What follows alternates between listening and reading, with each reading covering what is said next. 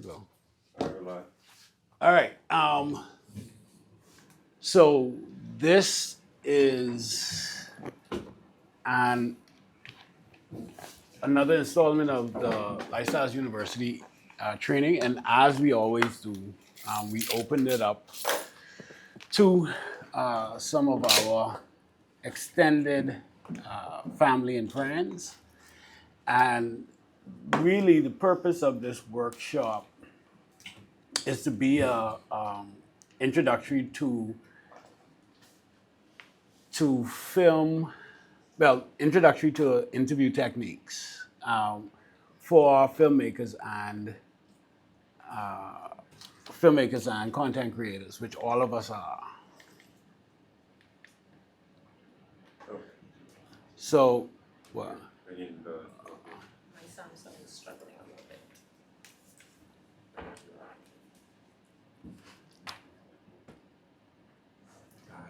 got it? No. You got it. Just No. send me an email. Let Sometimes me. you have to do for Samsung from an app.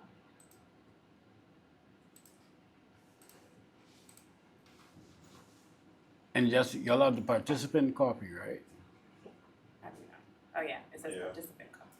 You got it. Yeah. Everybody have it up? We aren't able to like type in it though.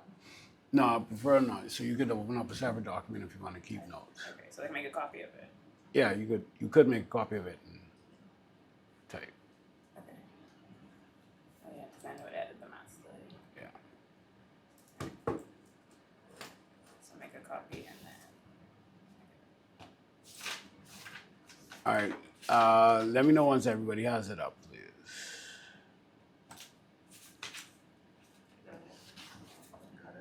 Got it. Got it? All right. Awesome. All right. So,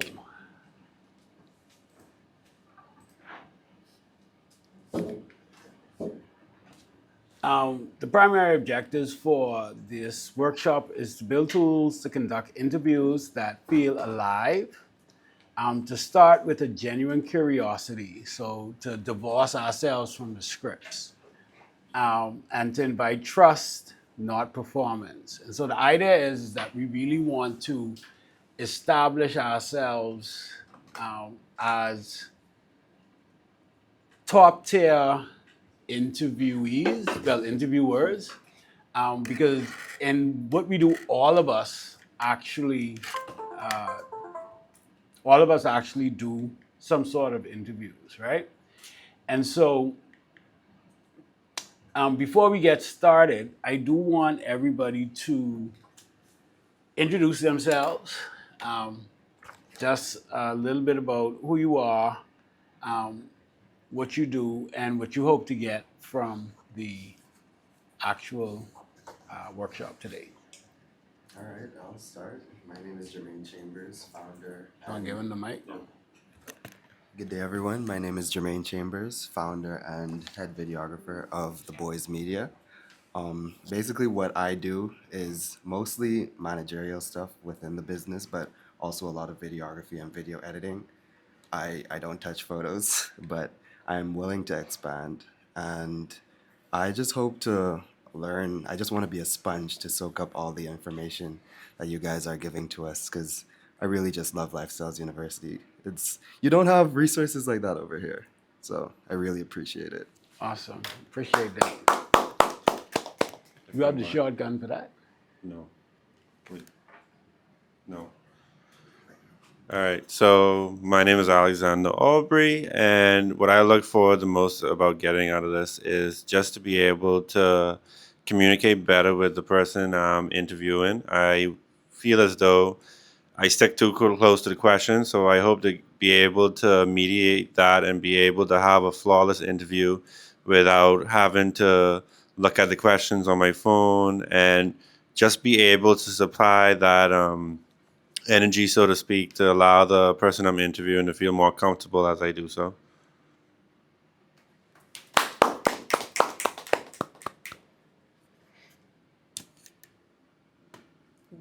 Okay. Hi everyone. So my name is Amy Moss, and my role is production associate at Lifestyles Digital Media Group. And from today's session, this is my first training with the team, so I'm excited about that. And from today's session, I'm just looking forward to getting new tools that I can use when it comes to the interviewing process and just making that time more engaging for myself and the interviewee.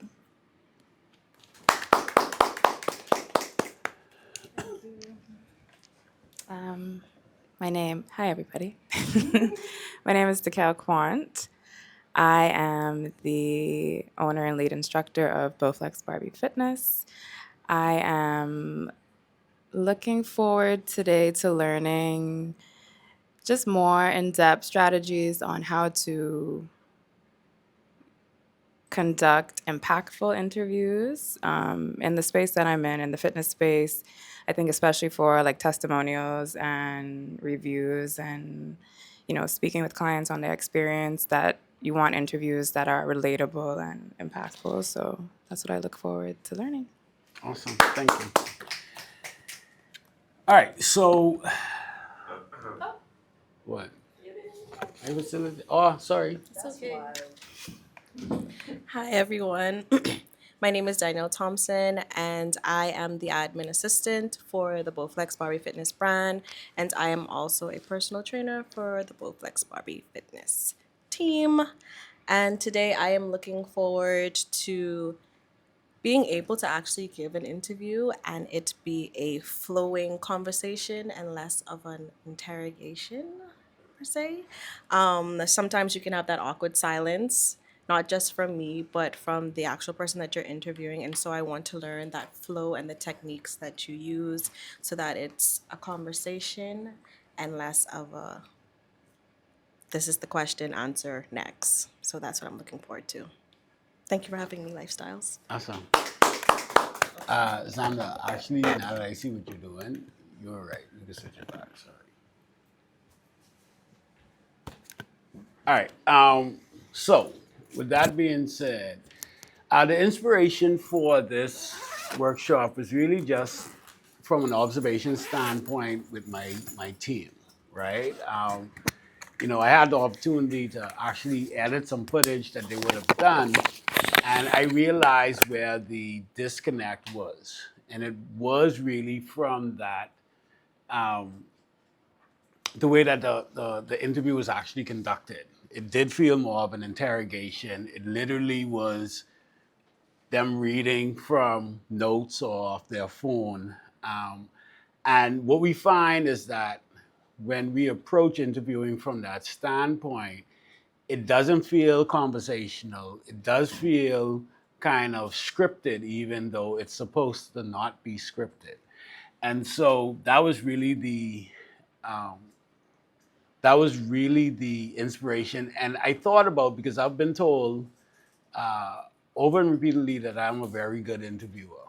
And I think that comes from just, I do have a genuine fascination with people, and I do approach it with a genuine curiosity. Hence the name of the or the title, Curious Conversations, because I feel if you have a genuine curiosity when you're engaging with people that you're interviewing for whatever, it could be for documentaries, it could be for a film, it could be for client testimonials, it could be really for anything. It even in just social settings and having actual conversations with people, you will find that the information that we get here is completely transferable in that regard. All right, so this is a general overview of what we are looking to do and accomplish today. The opening circle, curiosity as a superpower. We just did our introductions. There's going to be a storytelling prompt. And we're talking about curiosity as a lens, not just as a tool. We're going to be talking about shifting the lens, the ethics of presence. We know that your presence really does dictate your energy on set. When you're conducting the interview, really does have an influence. We're going to show or learn exactly how that happens. And we're also going to be talking about how to build trust and rapport and intentional presence on set.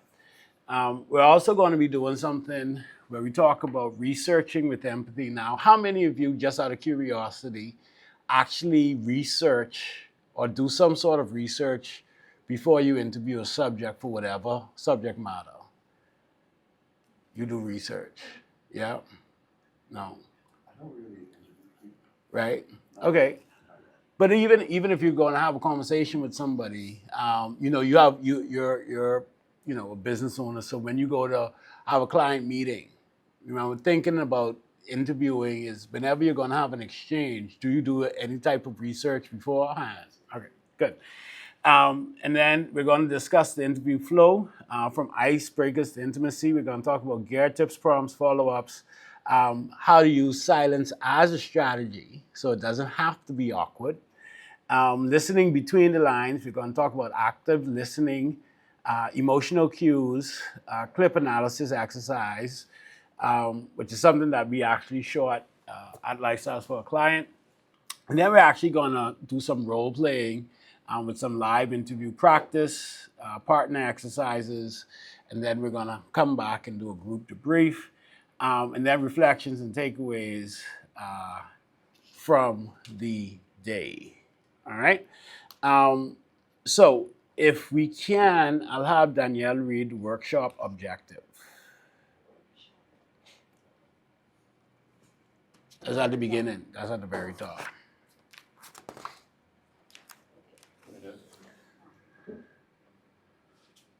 Workshop objective: to equip documentary filmmakers and content creators with the tools and mindset to conduct emotional, resonant, revealing, and respectful interviews, beginning with a deep curiosity for the people they're filming and or featuring.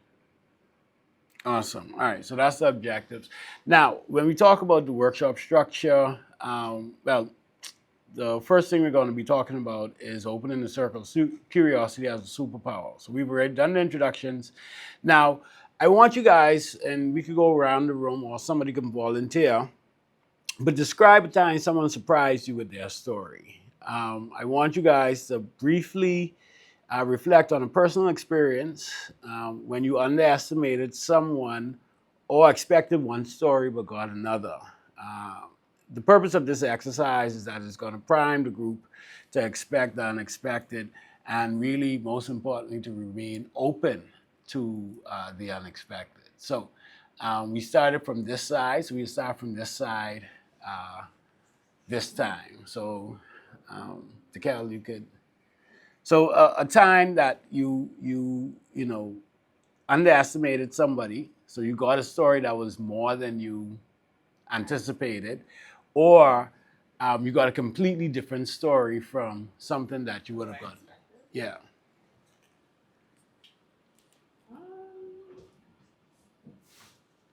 I don't know. um, I think the most recent thing I can think of was talking with someone on the weekend past about their fitness journey and their fitness goals. And in the middle of the conversation, she was sharing, I expected, like, I used to be fit at some point. Like, I expected her to say, I used to work out and I used to be really on my stuff. But she also kind of alluded to the fact that she used to be a video vixen. And, like, I wasn't expecting her to, like, say that. So I guess that would be that's like most top of mind. And when she said that, what was your reaction? I froze a bit. And I was like, okay. We laughed it off. She was like, I can't tell you about that, but yeah. Okay. So we kind of just like laughed it off and continued the conversation. Awesome. Okay, thanks for sharing.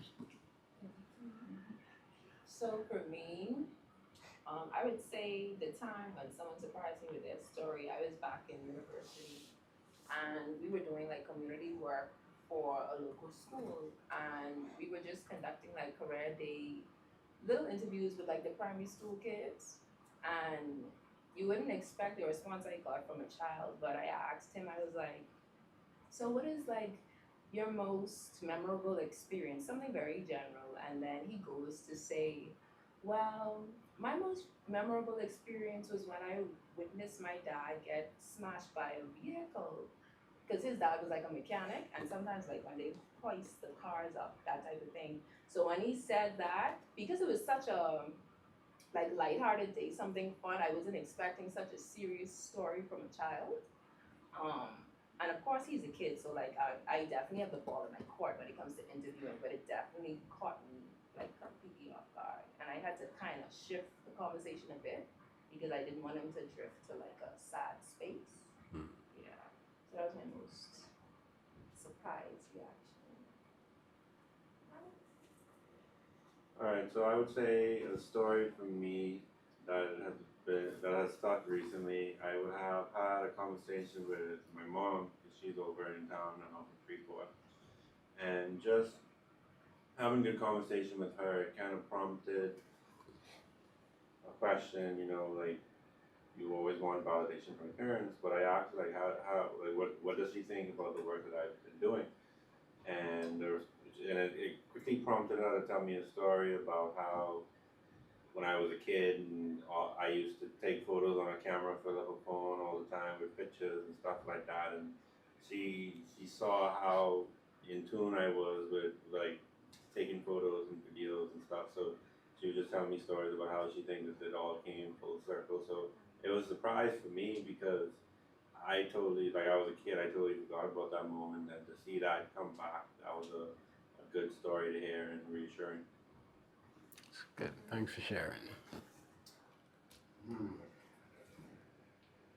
I think, well, I only have two I could think of, but I'll just use the one that really, really stood out to me. There was one time I went down to UB North while I was Mr. UB, and they had this dating show thing where we chose from a group of random contestants, and then we went out on a date with them, had a conversation with them, and it honestly wasn't supposed to be anything that deep. It's just entertaining, but the girl that I chose to go out on a date with, we had a conversation, and even though she was just a regular college student, I found out that she was a business owner, she was a stock investor, she had moved from the Philippines when she was a child, and she was already a pageant queen from the time she moved. And like she spoke 3 different languages, played 7 instruments. I was just like, wow, people are really out here just being superhumans and then just walking among us like regular students. It's really surprising. You never know what someone's doing with their life. You think since I'm the last, I already have a story, but something that someone surprised me with. The most recent one that I can think of would have been last weekend as well, and there was this lady. I hope we didn't talk about this thing. There was this lady that I guess her story surprised me afterwards. Like when I saw her interacting and moving around, and even yesterday she had an event and she was moving around, but she was talking to us at our table. We had an event here, and she was also interested in fitness, and she told us that she recently was recovering from a stroke. Like she had a stroke in January, and she also had like something was wrong with her arm, but you wouldn't like. I didn't see that initially when I first saw her. So when she started telling her story, like you don't know how someone actually or what things that they're actually going through until they tell their story. And I guess the part that surprised me the most was that you would not know that she just had a stroke or that she was injured in any way because she was moving up and down, up and down, up and down, all day. And even yesterday when I saw her, just like you don't stop moving, like you don't let what your past has,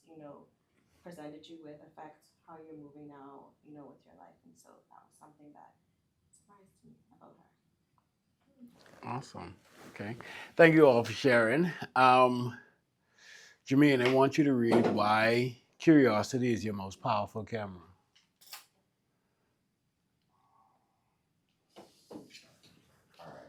why curiosity is your most powerful camera. Curiosity isn't just a trait, it's a lens. When you approach someone with genuine fascination, you open up a space for them to be seen in full color, not in black and white assumptions. A curious filmmaker or content creator becomes a better listener, a more responsive interviewer, and a more intuitive storyteller. Nice. Xander, you continue reading In the World of.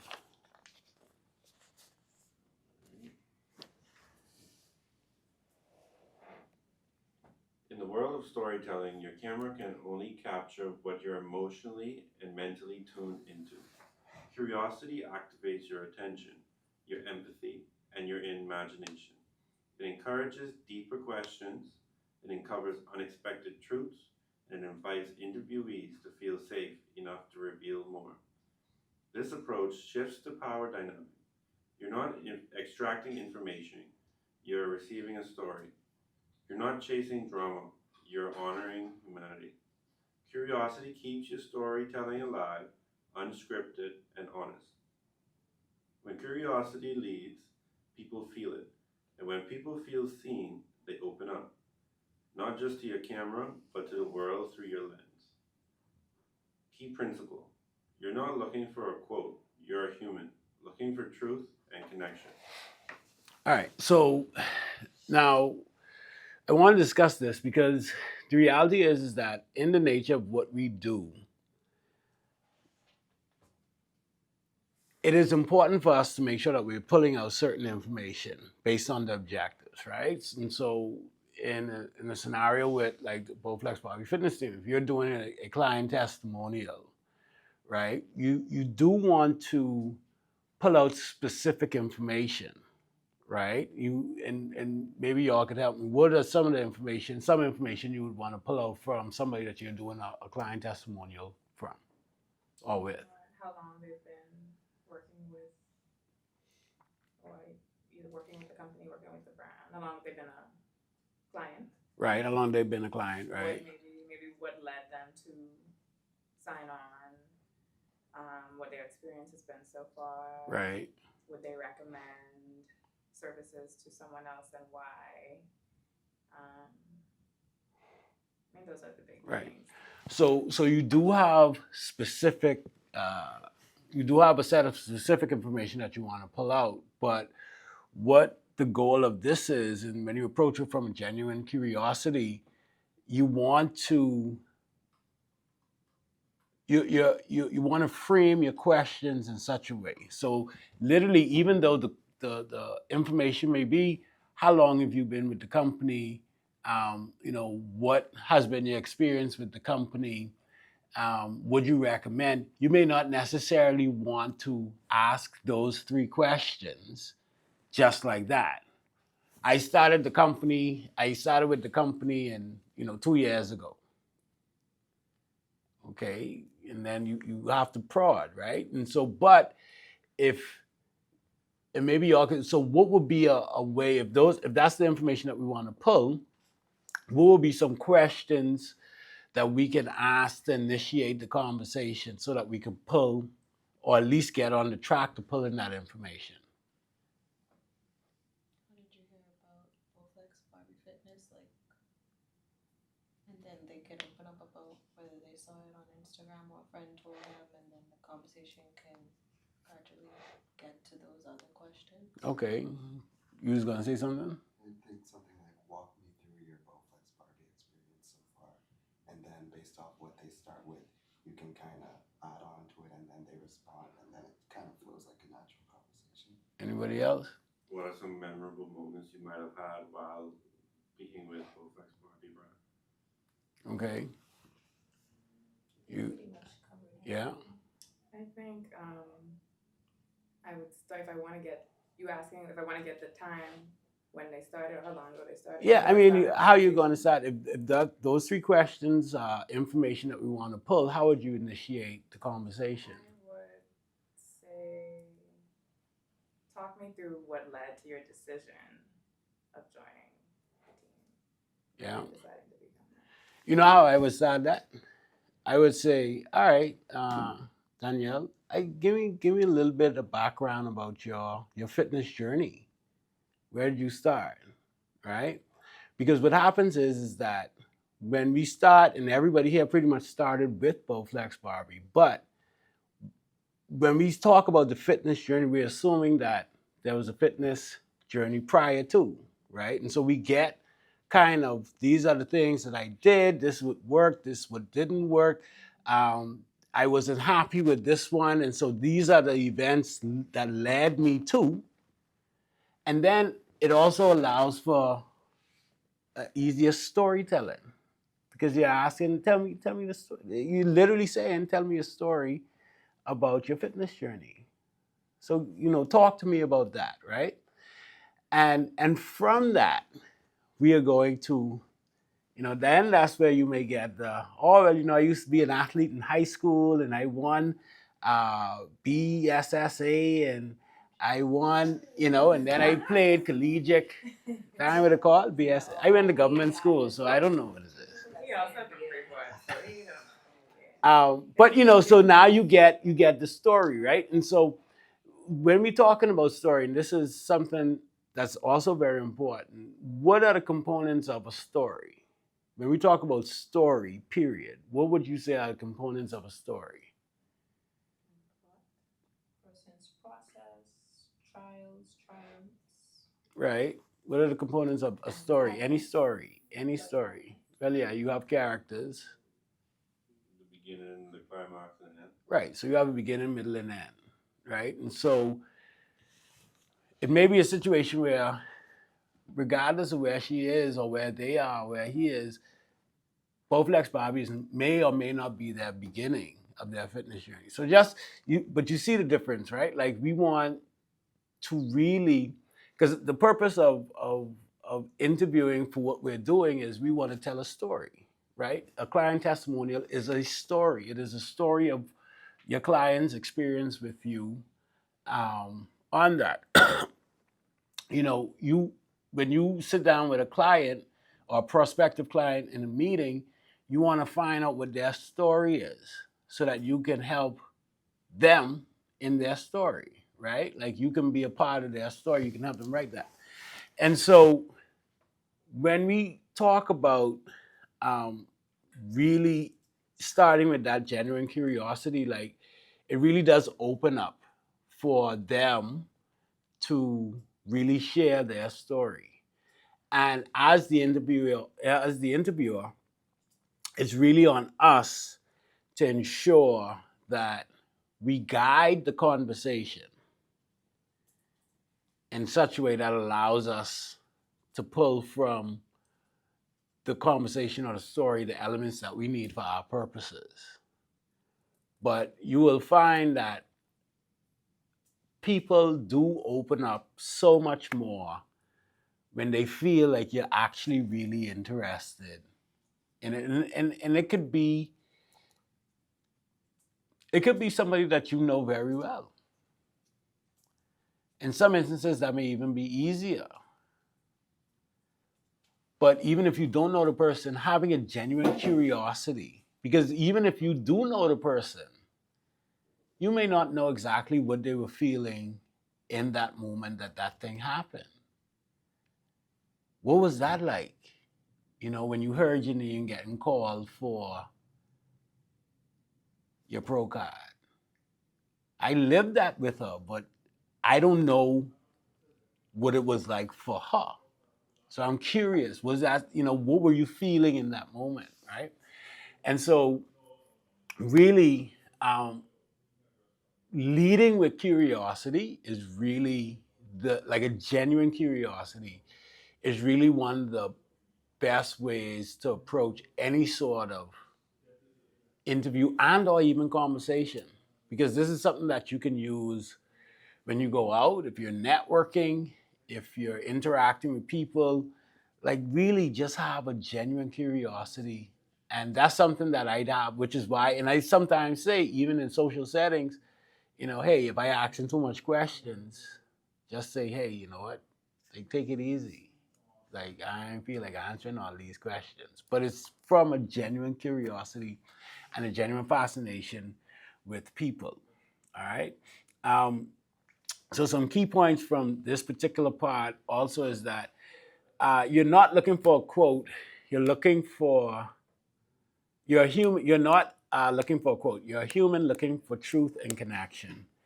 And curiosity opens up the space for people to be seen in full color. You get to see the full 360-degree full color version of them. Also, curiosity activates empathy, presence, and imagination. Like when you're curious, like so as we go forward, I want you guys to really think about the approaching all of your interviews, all of your interactions when you're talking to people, conversations with a genuine curiosity, and just watch the difference. All right, everybody's good on that. All right, awesome. Now, let's talk. Amy, let's read number 2. Okay,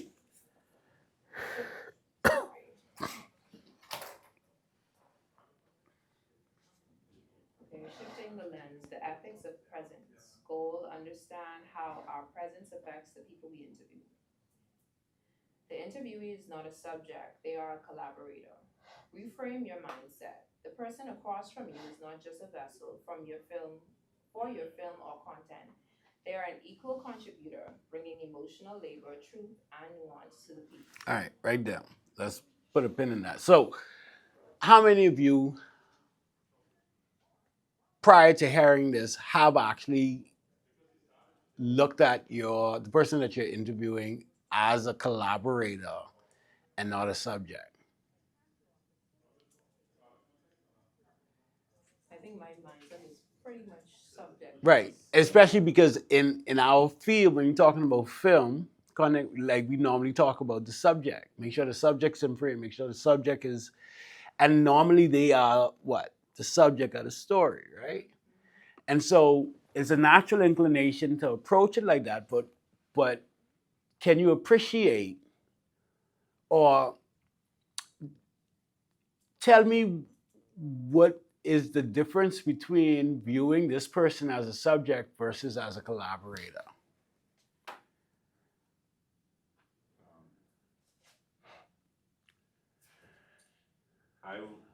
I would believe that the difference between looking at them as the subject and the collaborator would be the flow of the conversation. I think it turns it into like an interview that's actually more of a conversation type of like speaking, communication. All right. Anybody else got something else to add to that? I think when you see, I think seeing the interview as a subject removes you from the process more. Like as the interviewer, you feel like you're not focused on how your presence, the questions you're asking, your delivery, your curiosity, your involvement, as much in the process as you are in like just pulling the information that you obviously want to get. So I think when you see it like that, it's like they're doing all the work or the brunt of the work to get the final result. But collaborator, I see as we're working together in this harmony to like and flow to get the end result that we both want. Like you feel good, I feel good. We're having a good conversation. Yeah. I mean, it almost feels like a subject is, it's like on two different sides. Yeah, like foreign. Right. Like it's me against you almost, right? And it also feels, even when you think about it in that context, it almost feels kind of rigid, right? Like there's the rigidity there. Right. Like, because when you think about high school, you got subjects in school. It's like this is a thing. You know, when you think collaborator, doesn't it feel more fluid? Doesn't it feel more harmonious? Doesn't it feel more free flowing? Because now we are collaborating. Because normally when you collaborate, to the Kel's point, you do so with a common goal, right? I mean, even if we look at collaboration in social media right now, Mutually beneficial. right? You know, when you have somebody and you, instead of tagging them, you invite them to be a collaborator. This is something that we worked on together or that we both can benefit from and contributed to. So you see, when you approach it and you look at the interviewee as a collaborator, we see not all, obviously just from that change in perspective or even that change in title, we see now that it opens up for more of a free flow, right? Because it puts us in a different, and I would even say that you can even state that, like, I want this as the interviewer to be a collaborative process. Like, I want this to be a free flow and open and honest exchange between you and I. Like, it's fine to even state that. Because I'll tell you this, it does, and we do it in some instances where we say we just want it to be a conversation between me and you. So don't worry about the cameras and stuff like that. This is literally just a conversation between two people. You don't even have to look at the camera. And we can visibly see, especially this person isn't used to being on camera, they're nervous. We can visibly see that now they start to kind of ease. At least it makes them a bit of ease, right? You say, no, it's just a conversation. It ain't no right or wrong. Like, and now we can say, it's really just a collaborative process. And now we can say, I'm just really interested in hearing your story. I just want you to share your story, which makes it so much more palatable and digestible and less intimidating. Okay? Amy, let's read the second part, establishing safety and trust. Okay, so establishing safety and trust before pressing record. Spend time before filming to connect. Share your intentions. Ask them about their comfort levels. Explain what you're hoping to explore. Make them feel they have a say.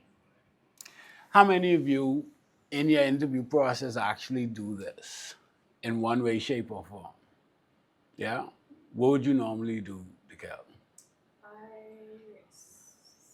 So even typically before, so what I think of as the podcast, like the guests that I invite, from the invitation, I let them know this is the scope of the conversation, this is what I want to focus on.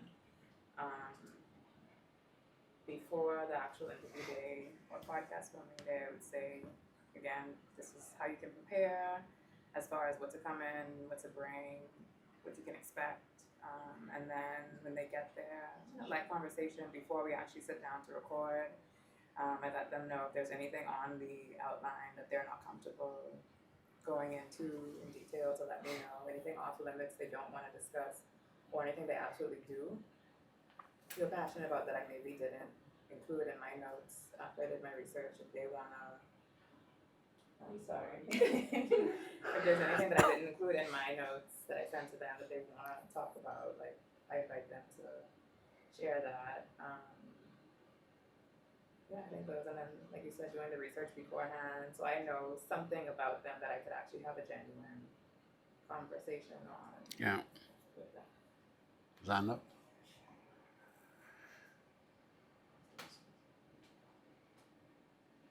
Yeah, so first, the few instances that I have done interviews, I once or twice would have, try to just like, it made the mood more, changed the mood a little bit with a light joke or what's not, and because I would have looked into the more information about the person who I'm interviewing, so I know the type of person, I know what we are getting into, but I know sometimes, like you would have mentioned, they might still not like being in front of camera, so I would like lighten the mood with a question, or so my common go-to is you much stronger than me, because I think I would freeze up in an interview. Just something along those lines, just to try to lessen the mood a little bit and make it more of a comfortable situation. Yeah. And I mean, so, everybody has been to our studio. One of the first things I do when anybody comes to our studio and we doing a sit down, any kind of camera work, was do what? You want something to drink? I say, we got water, we got sparkling flat, we got vodka. And normally that pulls a he. Oh yeah, I'll have some vodka. But a lot of that, yeah. So a lot of times they do accept the vodka. But see, the thing is that it isn't even so much that I'm trying to get you mashed up. It's like some of them think like, are you serious? Like, literally, that's why we have it there. If you want a shot, that's that. When I was drinking, it'll be okay. Well, I'll mix a drink too, right? Because now we have that rapport. Now I have that trust. Because all right, you drinking, I drinking, we cool. You know, now I too wait. Right, and then it kind of, all right, this is cool. Like now we could have, because it breaks the ice. It breaks the, I coming up with my guard up so high, right? Right. And you just lighten the mood. Yeah. And but you would always see, and this is something that is super intentional. It comes a lot more natural now. But I always try to have a bit of back and forth with them before we sit down, regardless of how well I know them, right? Especially if I don't know them, because now you get kind of warmed up with the exchange. And sometimes it gets so, but because of my genuine curiosity, sometimes I start and I say, hold on, wait, you gotta save that for the cameras, because I really want, but then you also want, when they're sharing, for it to be authentic and genuine and raw with emotion. Right, exactly. Which is one of the things I sometimes I would even, and the team knows this, sometimes they do it, sometimes they don't. But once they in, we start rolling. Once we sit down, we start rolling. Because you don't want to now get into a flow and then gotta stop. And no man, that's as soon as, and we don't stop rolling. Like just because we say cut or whatever, that don't mean that we necessarily stop rolling, because some of the best moments happen after the camera stop, right? Dekel, tone, body language. Um, Something else. Sorry, something else that you talked about. Sharing your intentions. Like, don't underestimate how important that is, because people come with all kind of preconceived notions as to what's going to happen. Oh, I want a client. Lord, I gotta ask. My husband was cheating on me, and that's what made me go and get in shape, and I gotta talk with that. No, we ain't gotta talk with all that. I just want to know about your fitness journey, right? And and then it mind you, but if they so inspired to share, and then that's something that you do too. You say, hey, this isn't a live taping. Anything that you feel that you overshare or you don't want to, like, we could cut it out. And then that also gives them, because now they don't have to be as guarded beforehand. Right. Um, all right. So tone, body language, and silence as tools for openness. Tone, body language, and silence as tools for openness. Your presence should invite openness, a gentle tone, grounded posture, and strategic silence. Instead of jumping in with the next question, all give permission for depth to emerge. Continue. Group discussion is next. Yeah. How do people behave when they feel truly seen? Invite examples or observations. Is this like what you're supposed to be doing? This activity? Yeah, there's an activity. Sorry. Okay. So we. You're supposed to be doing that now. Yeah. You want me to still read it? Or? No, that's fine. You want me to read it? Or Yeah. So all right. Well, I can read it. So let's go back to tone, body language, and silence as tools for openness. Would we all agree that your presence, the energy that you have, influences or affects, whether it's positive or negative, the person that you're interviewing? Yes. Right? I mean, and we know that even if you ain't interviewing, if somebody, that your mood, your vibe does have a positive or negative effect on the person, right? And so when we talk about your body language, give me an example, Jermaine, of a closed off body language, or body language as an interviewer that may make the person feel that you really aren't present, you really aren't like there for them. So, like if I'm interviewing Xander, I feel like this feels nice and open to an extent. But imagine I'm reading off the script, I'm sitting over here like, okay, so tell me about yourself. Make it choppy, let's go. I don't imagine that you'd be too thrilled. Right. Or, you know, the arms crossed, so you have it in your arms crossed and so, you know, like, so all these things, right? So Like, so constantly looking down, look at away you from them. not maintaining eye contact, or you down in your phone texting and you're asking a question. And so like all of these things really do contribute to the quality of the interview, which ultimately affects the quality of the piece, right? And so you want people to feel seen, to be heard, you know, to be like, oh wow, you actually really are interested. Because how many times have we been talking to somebody, not even in an interview setting, just in a social setting, and you talking, you pouring your heart out, and they just in their phone. And you like, you ain't even have, yeah. You know, but and so imagine how that makes you feel, right? Remember how that makes you, because I'm sure we all have experienced that. Or you're in the room, you know, sharing something, or even and you know, full disclosure, my wife told me I do this more than I would like to think that I do. But somebody comes in excited to tell you something, and you just kind of, and it sucks the excitement from the. Not what I told you you do. You haven't told me I do that. You don't be like, you immediately go to, this is how it could be better, or this is what you should do in Right. addition to that. So in that exchange, obviously I'm not there for her, or in the way that she needs me so that she can feel seen. Because then that's just super critical, right? So the same can be said, or the same negative effect could happen when you're interviewing, especially if you have preconceived notions, because now you ain't listening to listen, you listening to improve, or you listening to judge, or you listening to refute, right? So doing that is very important. Now, I want to talk about examples or observations from the group about times you've witnessed or personally experienced what changes when somebody feels safe and seen, as this promotes empathy and perspective taking.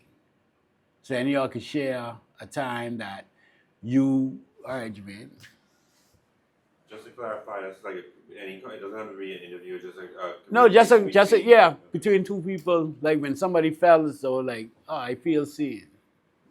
Yeah, interestingly enough, I had a conversation about this last night. You ain't got to look in the camera, no. You could look at your fellow participants. Yeah. The camera's just there to capture you. And it's something that happened, I think it was like 7 or 8 years ago. It was a really long time ago. But back when I was still extremely introverted, a friend of a friend came to visit my church. And she was someone that a lot of the young men considered very attractive. So they were approaching her in a certain way. I was just interested in getting to know her. So even though I was very introverted, I went and had a conversation with her, and it just flowed very easily. And we've been close friends since then.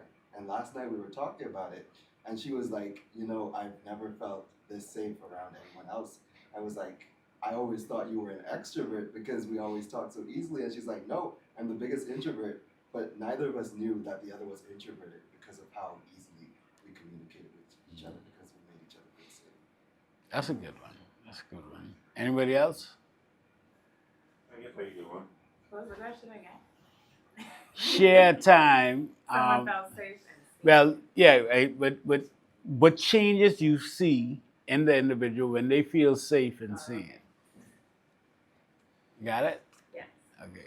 So yeah, a moment where I believe I had that impact would be, obviously I'm a guy and I have two older sisters, so I would often be around a bunch of their female friends, and their situations go past, you go out drinking, you what's not, and typically a guy around a girl, the girl would think that the guy either hit on or what's not, but it's always been the case where I've communicated openly, expressed the fact that, hey, you're my sister's friend, I look at you as a friend, or another sister or what's not. So I'm gonna take care of you if I see something happen, and just any of my sister's friends that stick around long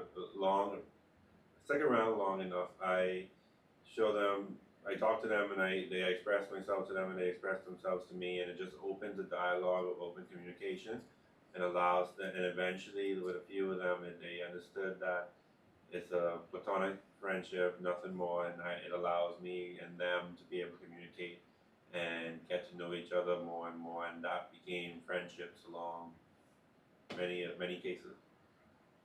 Anybody else got a personal experience or something that they've witnessed?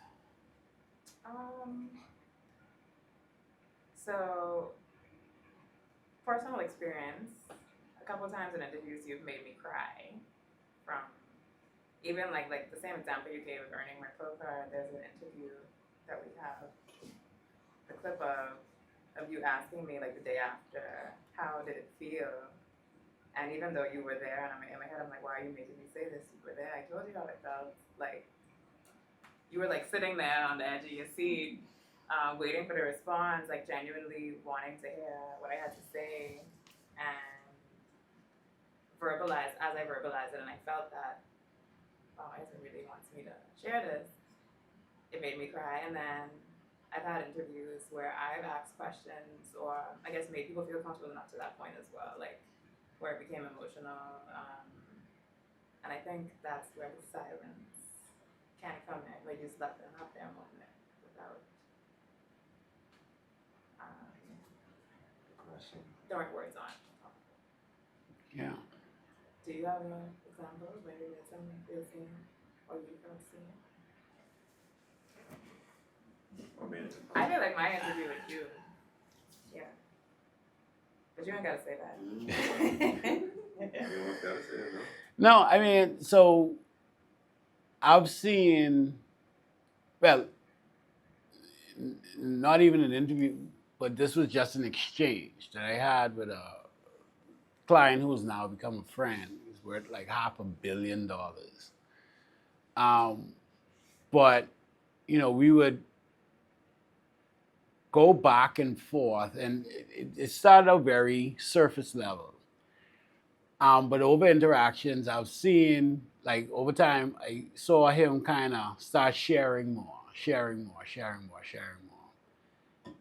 And it was one time that he's a paraplegic, so he's in a wheelchair. And it was one time that he was trying to get off of his bench. And before, I would just kind of like go right close to him, right? Because I'm like, all right, his legs ain't waking. I don't want him to fall. But literally, I didn't even flinch. And he started, you know, doing because I realized that he prides himself on being able to handle himself, right? Like to move himself. And I noticed that after that, like after I let him almost fall down and bust his face, like he actually, like I didn't acknowledge it. Like I just kind of was like, okay, well, it happened. And he actually started opening up to me a lot more after that, oddly enough. But I think it was because I didn't see him as somebody who was a victim, who needed help, who was less than. And I think that's why our relationship has grown so much, because I do treat him just like I treat anybody else. Like I don't treat him as less than. And I don't treat him with what they call it, knitted gloves. Like, you know, I talk to him just like how I talk to everybody else. Dude is worth $500 million, bought a $60 million jet. Like and he's a paraplegic. So there are so many reasons as to why people could be not genuine with him. And so I think like that's an example that I share. Like, you know, just being real and letting him be him. And I think that opened up really for a lot of other, that opened the doors for our relationship to actually turn into a genuine friendship. All right. Anybody else? Anybody else has one that they want to share? Everybody's good? Good? Okay. All right. Now, key things when we talk about the ethics of presence is that we want to remember that the interviewee is a collaborator, not a subject, right? We want to be very cognizant of our tone, our posture, and silence because these things matter. And we want to build trust and rapport even before we start recording. And mind you, this doesn't even have to be even before you start on the day of the shoot. This could be done in a call, right? This could be done, hey, let's hop on the call. I just want to get some context of, and we kind of, so you have some sort of rapport building. I know somebody who's turned into to a very good one client and colleague. When they first came on our podcast, I didn't know them from literally. I developed rapport with them over Instagram, and that relationship has churned out maybe about $50,000 because and now like we good. Like he calls, he needs us, we can be there. But that relationship really was from and having him on the show and us talking and like a real genuine connection developed. But the rapport started even before he walked through the door. All right. So doing things like that, you want to build trust and rapport even before you start recording. All right. The energy you bring affects what you receive. If you invite openness through a calm presence, you want to make people feel like they're in a safe space, a non-judgmental space. Like how the Kel shared earlier, when she was talking to the lady and she is like kind of like, I used to be a video vixen or whatever. The Kel could have, we all have moments when, we judge, right? But literally even as literal as saying that, like this is a judge-free zone. Like whatever you say is whatever you say. But you want to make it a safe space for people to feel open and share. And if you could develop that space, and this is something that you're doing for a show or a podcast or regularly, you will find that people will come there wanting to share and be open and be vulnerable because you have the reputation for this being a safe space. This is something that Shannon Sharp on Club Shay Shay is known for, right? He is a platform where he just lets people speak their truth, right? I mean, he was in a little bit of hot water the other day, but it's one of those things where his platform, he has the reputation for when you go there, you can speak your truth. And so you want to do that, right? Now, we're going to be talking about researching with empathy. Danielle, let's start with you, please. So the goal for this section is to learn how to prepare deeply while staying open. Pre-interview research. What to know and what not to assume. Know the facts, life timeline, key events, public statements, but resist the urge to define them by those facts. Let your interviewee tell their own version. Developing curiosity-driven questions. Avoid closed or leading questions. Instead, use open-ended prompts born from a desire to understand. Start with how, why, or can you tell me about? All right, let's put a pin in that. So let's double back to the pre-interview research, what to know and what not to assume. And the funny thing is, especially when if you're doing some research, right? And research doesn't have to just be I Googling them or I checking out their Instagram or their TikTok, which is a good form of research in 2025. But it could also be what you've heard, the little sips about them in the streets. You know, what are the streets saying about you, right? But how many of you have heard the saying that there are three sides to every story? Who know the three sides?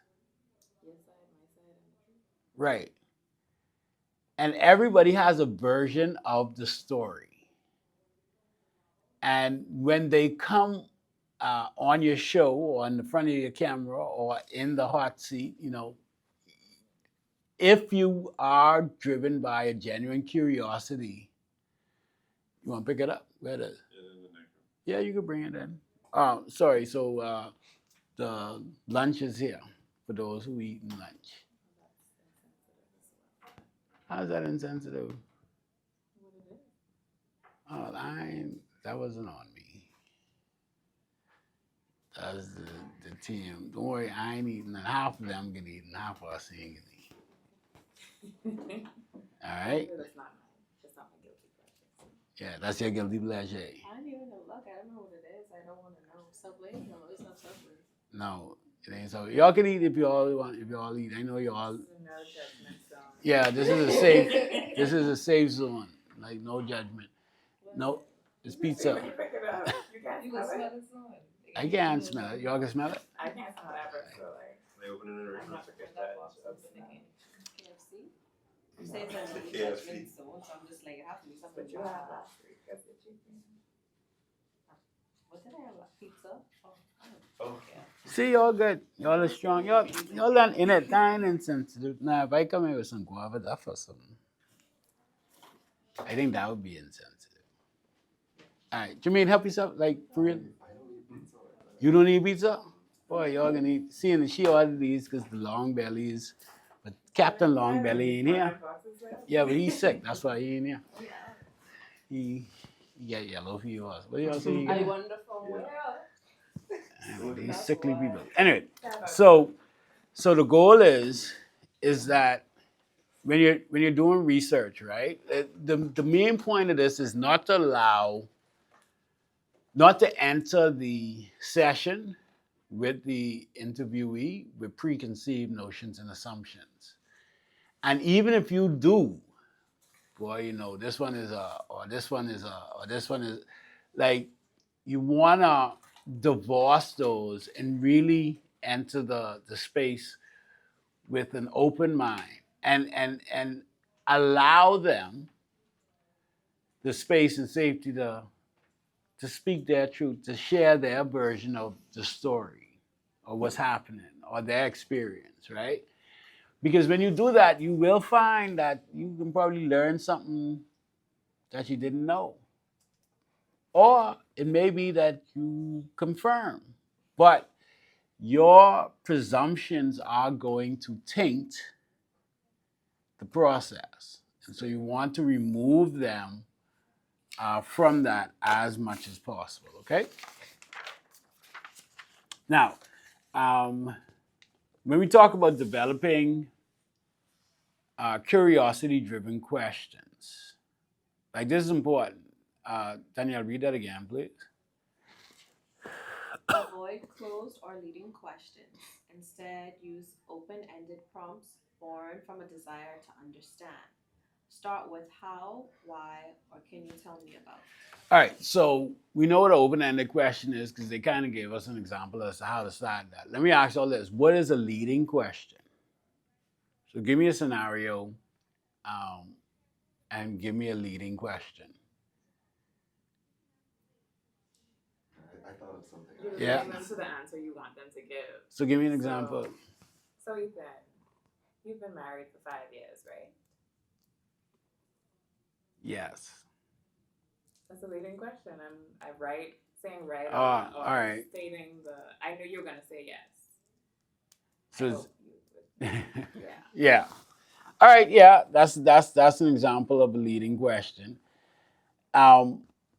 It could be, so Ethan, it was really your intention to jeopardize my prep by ordering this pizza. Is that leading or is that because you could say no? Yeah, but then you're leading them to a direction that you want. Oh, like I'm leading the. You leading the you're pushing them in a direction that you want them to go. So, There you go. Am I leading you to a defensive position or am I leading you to like what am I leading you to? Well, whatever conclusion you want, right? It's how you frame leading questions. Leading questions aren't open because it kind of answers itself within the self. And so in that instance, you're more so looking for confirmation from the individual. An explanation. Right. Or allowing them to share. Now, both of y'all had y'all. Okay, so I could be like, so Ethan, it was truly your desire that in lifestyles that you wanted a core team member, 5 team members. Yeah, that was true. And then even if it wasn't, even if I say no, then the follow-up could be, well, if that was the case, why did you have 5 workstations there? Or did you not have 5 workstations? Like leading questions are something that they do on courtroom dramas all the time. They say, you're leading the witness. But when we talk about having an open-ended question, and closed-ended questions are questions that only require a yes or no answer. so those aren't leading us. Well, those are leading and close. So it's like one and the same. It could also, it could also be like in a relationship too, with your partner, be like, was it true that you were by your friend's house last night?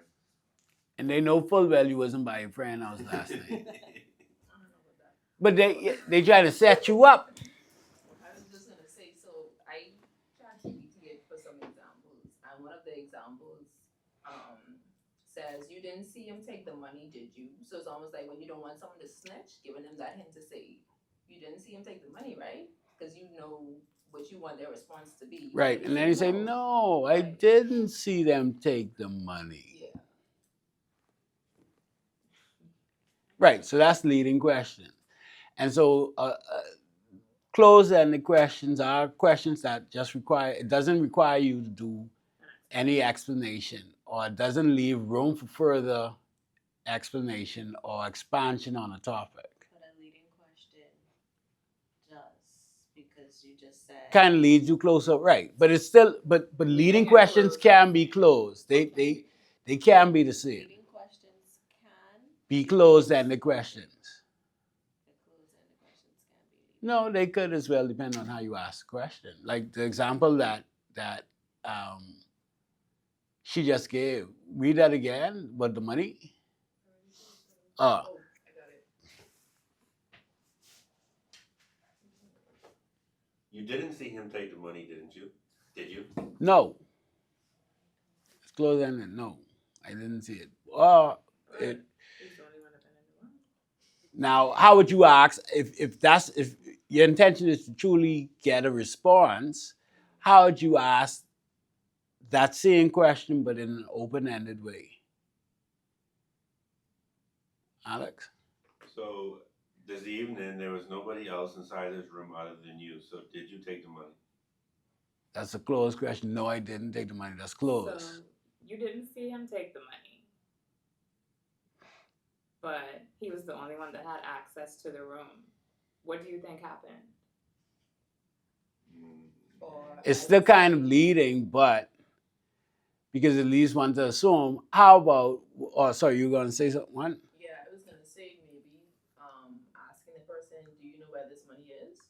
And allowing them to say, oh, well, I saw so and so take the money. But remember now, open-ended questions are how, why, Oh, what, where. Right? If asking me if I know where the money is still closed, because I can say, no, I don't know where the money is. No, that's a closed-ended question. However, What if you say, like, why you didn't tell me the money was missing? oh, I didn't know the money was missing because I didn't know it was missing until you all tell me. So that could be an open-ended question, right? Or how did you find out the money was missing? Oh well, I found money was missing because when I was coming in the house, I saw Alex walking out the room, and then when I gone in the room, the money was gone. So I know Alex had it. So you see what I'm saying, right? So open ended leaves room for them to expand and explain. Okay. Um, Jermaine, creating a story map versus scripting. The story map is a flexible structure, main themes or chapters you hope to explore rather than a rigid script. It gives room for detours, surprises, and emotion. All right. Now, this is very important because remember we talked first about, once we know what information we want to have, but we still want to have a conversation. Remember we started the session talking about that, right? Like as opposed to like divorcing yourself from asking this list of questions. So with a story map, the story map is this is the general information that I want to get, and this is how I want us to eventually arrive there, right? And so it guides. But how many of you have done interviews where you, even though you had a list of questions, you ended up asking something based on something that they said versus based on something that you wrote, and then you ended up getting either more information or it was something that you didn't think of or it was something better than you thought. Has that ever happened to any of you all when you're all doing an interview? Yeah. And that's the power of story mapping, right? One of the things that we do, that I do all the time, because as good as I would like to think I am, I don't know everything. And so some of the times I do ask, or most times when I'm done with it, pretty much every time I'm done with an interview, I would ask, hey, what did I ask Alex? If you have been left inspired to say anything else, what would it be? Yeah. Is there anything else that, or if did I miss anything else? Some version of, you're inspired, if you're inspired to share anything else in this moment, please feel free to, I'd like to hear that. And I would tell you 8 times out of 10, one is something that, because when they do share, 8 times out of 10 they can share, but 9 times out of 10 when they do share, it's something that ends up in the actual piece because it's better than anything else that I would have gotten. And the most recent example of that would have been when we were shooting a documentary for Doctors Hospital. And we had Barry Rassin there, and I asked him, is there anything else that you would want to share? And he started talking about his dad and got super emotional.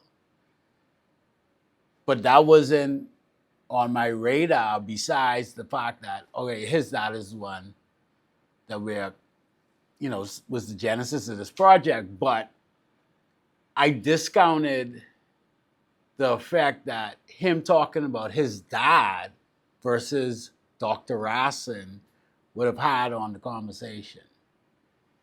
And so when he said, my dad, that kind of flipped it a little bit, right? So everybody understands the difference between story mapping and scripting. Yeah? Okay. You mean activity? Oh, sorry. Okay, so this is what we're going to do. The activity is to build a curiosity web for a hypothetical interviewee. You can choose the character, real or fictional.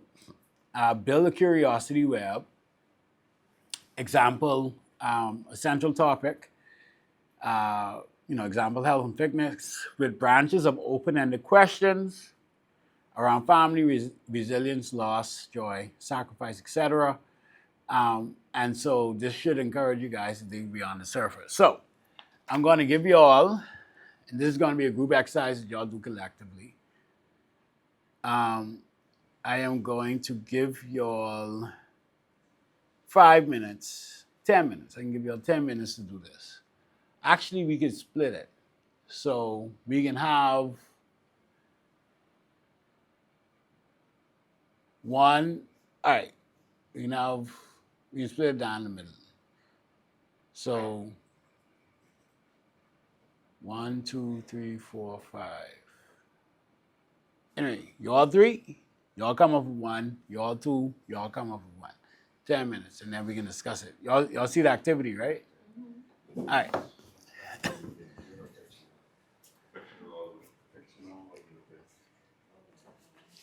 Hey Siri, set a timer for 10 minutes, please.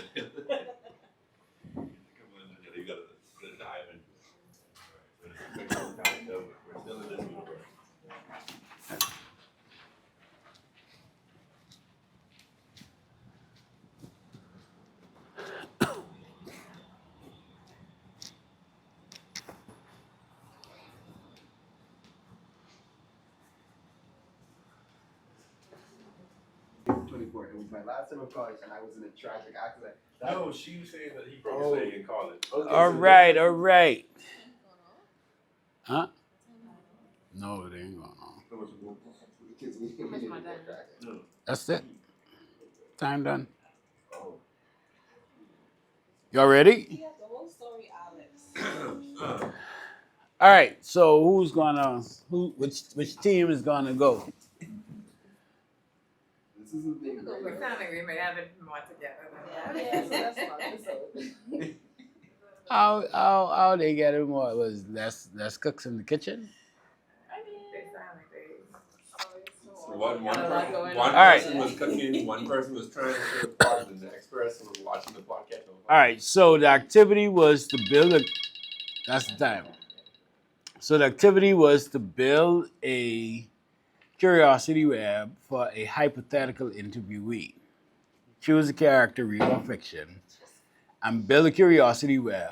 Central topic with branches of open-ended questions, and to dig beyond the surface. All right, so y'all want to present? Y'all ready? Okay, so let's do this. Let me, Xander, swing the camera around. And then who's presenting? Both of y'all present? All right, so you take that, and then better next, Mike. And then we just go to next. How you got? Oh wait, are we just telling you like what the questions are? Yeah, y'all kind of present. Yeah. Oh, okay. So we don't have to. No one has to be the person. No. Hold on, I think my magnet went somewhere. I don't feel it. Camera's off. Thanks. I don't feel it. You sure?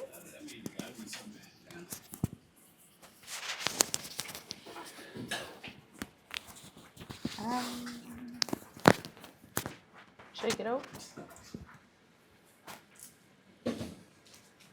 There you go.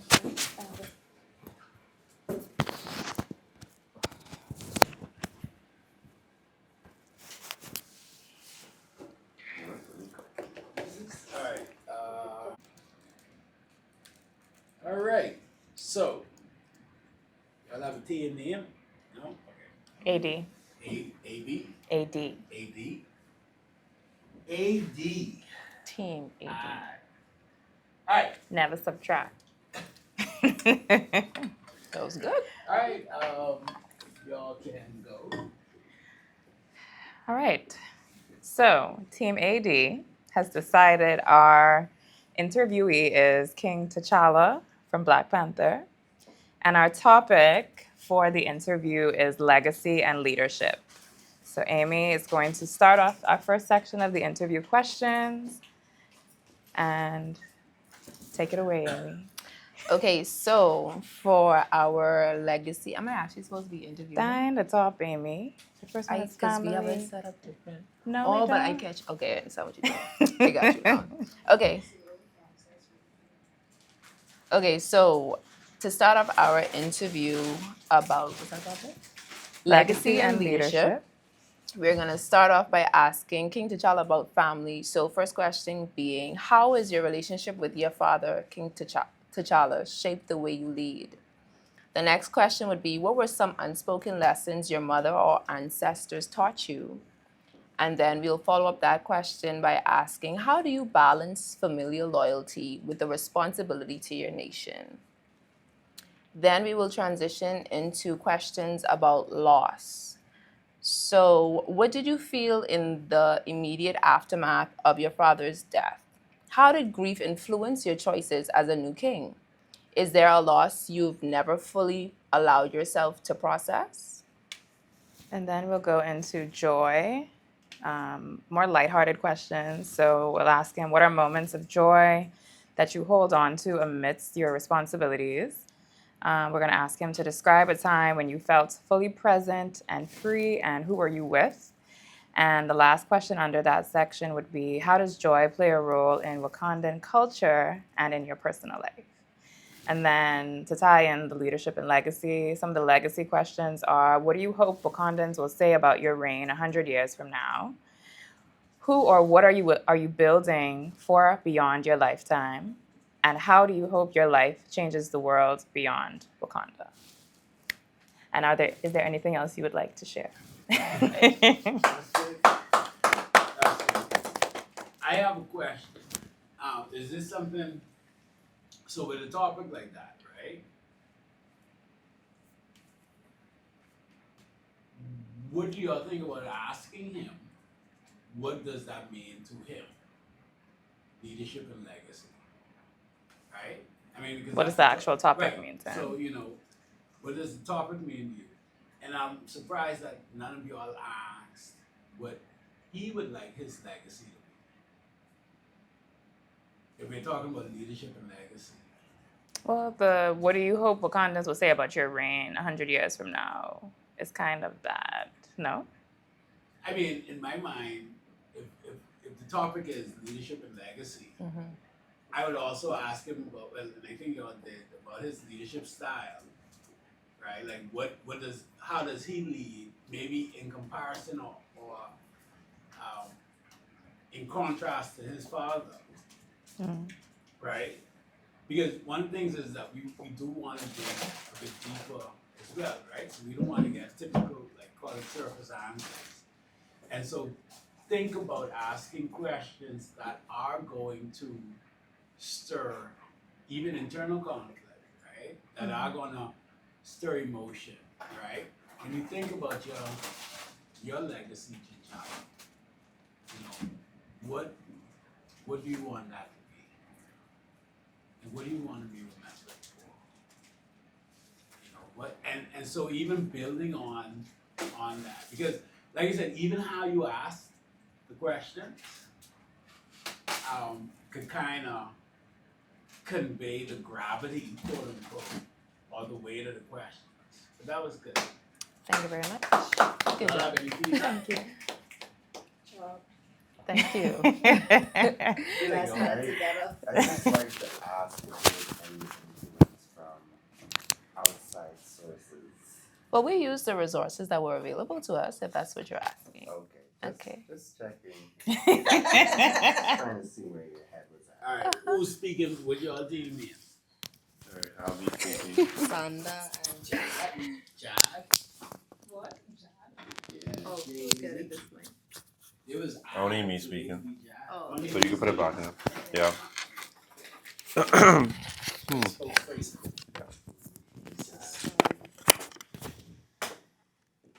just try. Sanda, the one that is. No. Mm-mm.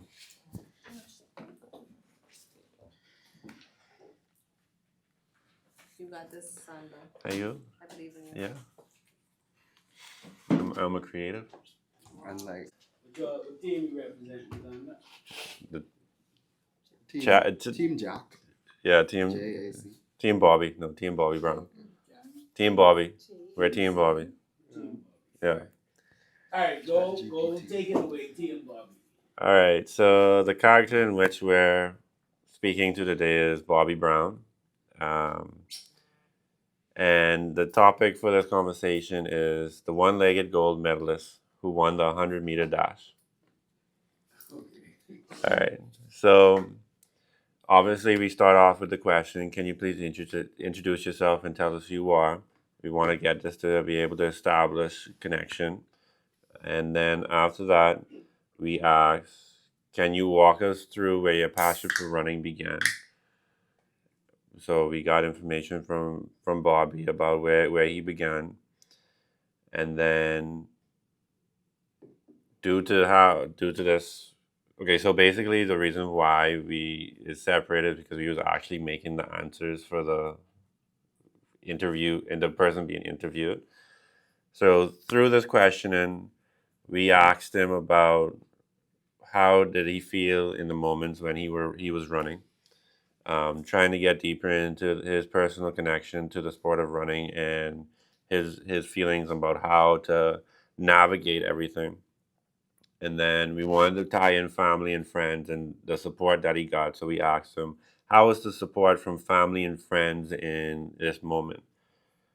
And he would have answered and give us some good feedback about how family and friends were there through every step of the way. After that, we decided to address the elephant in the room, in which we asked, so let's talk about the elephant in the room. What happened to your leg? Um, this question could be a more straight to the point, maybe could have been softened a little bit, but we decided to go with this because at this point, which we haven't told you already, Bobby Brown is 87 years old currently. So we assuming he's been through this his whole life, and we wanted to get straight to the point, and we feel like it would have been the case. So then we asked, how after he answered about what happened to his leg, we asked, how did this? Then we wanted to go with mentality and how what happened. So we asked him, how did this event affect your mentality after waking up with one leg? After we discussed that a little bit, we then went back because that was like the climax. This is what happened to his story, and this is where we wanted to dig in deeper and really figure out where his mindset was. So then we decided to go and say, where did your inspiration return to try to run again? And then we asked, what were some tools to help you to get along the way to running again after not running for such a long time? Because he was 24 when this happened, and now he's won his gold medal at 86. This is a fictional story, keep in mind. But yes. So so we went into great detail about the tools, whether that be prosthetic legs and what's not, to help him, and the inspiration and the motivation he got from his family. So then we decided to ask him, were there any specific people that he could mention within his circle that really gave him the motivation and helped push him along the way. After that, we really wanted to get into deep detail about the preparation to win the gold medal again, to win the gold medal for the first time. And he responded in great detail. So after that, we then asked main inspiration on what led you to being a full time runner again after everything has happened. So then he answered that, and then so we asked him what were key memories in his head the day of the race that the race had happened. Once he gave us some information on that, we then decided that it was in good fortune to go a little bit off the questions that we had gathered and ask him to just express his feelings on how he felt the other races looked at him while gearing up to race. I think this really it sparked his energy to be a little bit more like sympathetic with the fact that he did go through a lot to run. And then after that we just asked him how did he felt after facing so many hurdles to finally win a gold medal and accomplish the dream that he had at 24 years old. And then after that, we then asked him, is there anything else that he's been inspired to say to the camera? All right. You have some questions. Any feedback from y'all? Yeah. Oh, sorry, I shouldn't have. What's the purpose of what's the purpose of your interview to be more like shock factor? Like when you dove right into the question, like what happened to you? Like was it like is that the vibe of your interview? Like you just blatantly say stuff, or do you want the tone to be more like leading up to oh yeah, are you inspired to share like the story of like what happened here? But I feel like the question itself, like what happened here, like was Yeah. kind of insensitive, Yeah. especially if it's like a tragedy. Losing your leg is a big thing. So is it meant to be like more shock factory, like? Yeah, well, I I would have mentioned, I just stated to bluntly ask the question because obviously at 67 years old you would have been through it a while. Question. I do have a question in regards to that. 'Cause that's one of the things I picked up on. Remember, one of the key components of, and we're supposed to be creating this web of curiosity. Mm-hmm. Throughout what you were saying, it seems like it was littered with assumptions. Because even that statement that you just made, he is 60-something years old. Yeah. We're pretty sure that he would have had this. Is that not Assumption. an assumption? Yeah. You're assuming that he would have had this conversation before, right? Yeah. So that's one thing that we don't want to do. And how do we overcome assumptions? Or what is one of the things, and we literally just covered this when we talked about assumption, where it says in the pre-interview research. So in my mind, if he's 60-something, is he 60-something or 87? He's currently 87 years old. He's 87. So in my mind, if he's 87, he's an 87 track athlete with one leg. Mhm. 87-year-old Olympian gold medalist.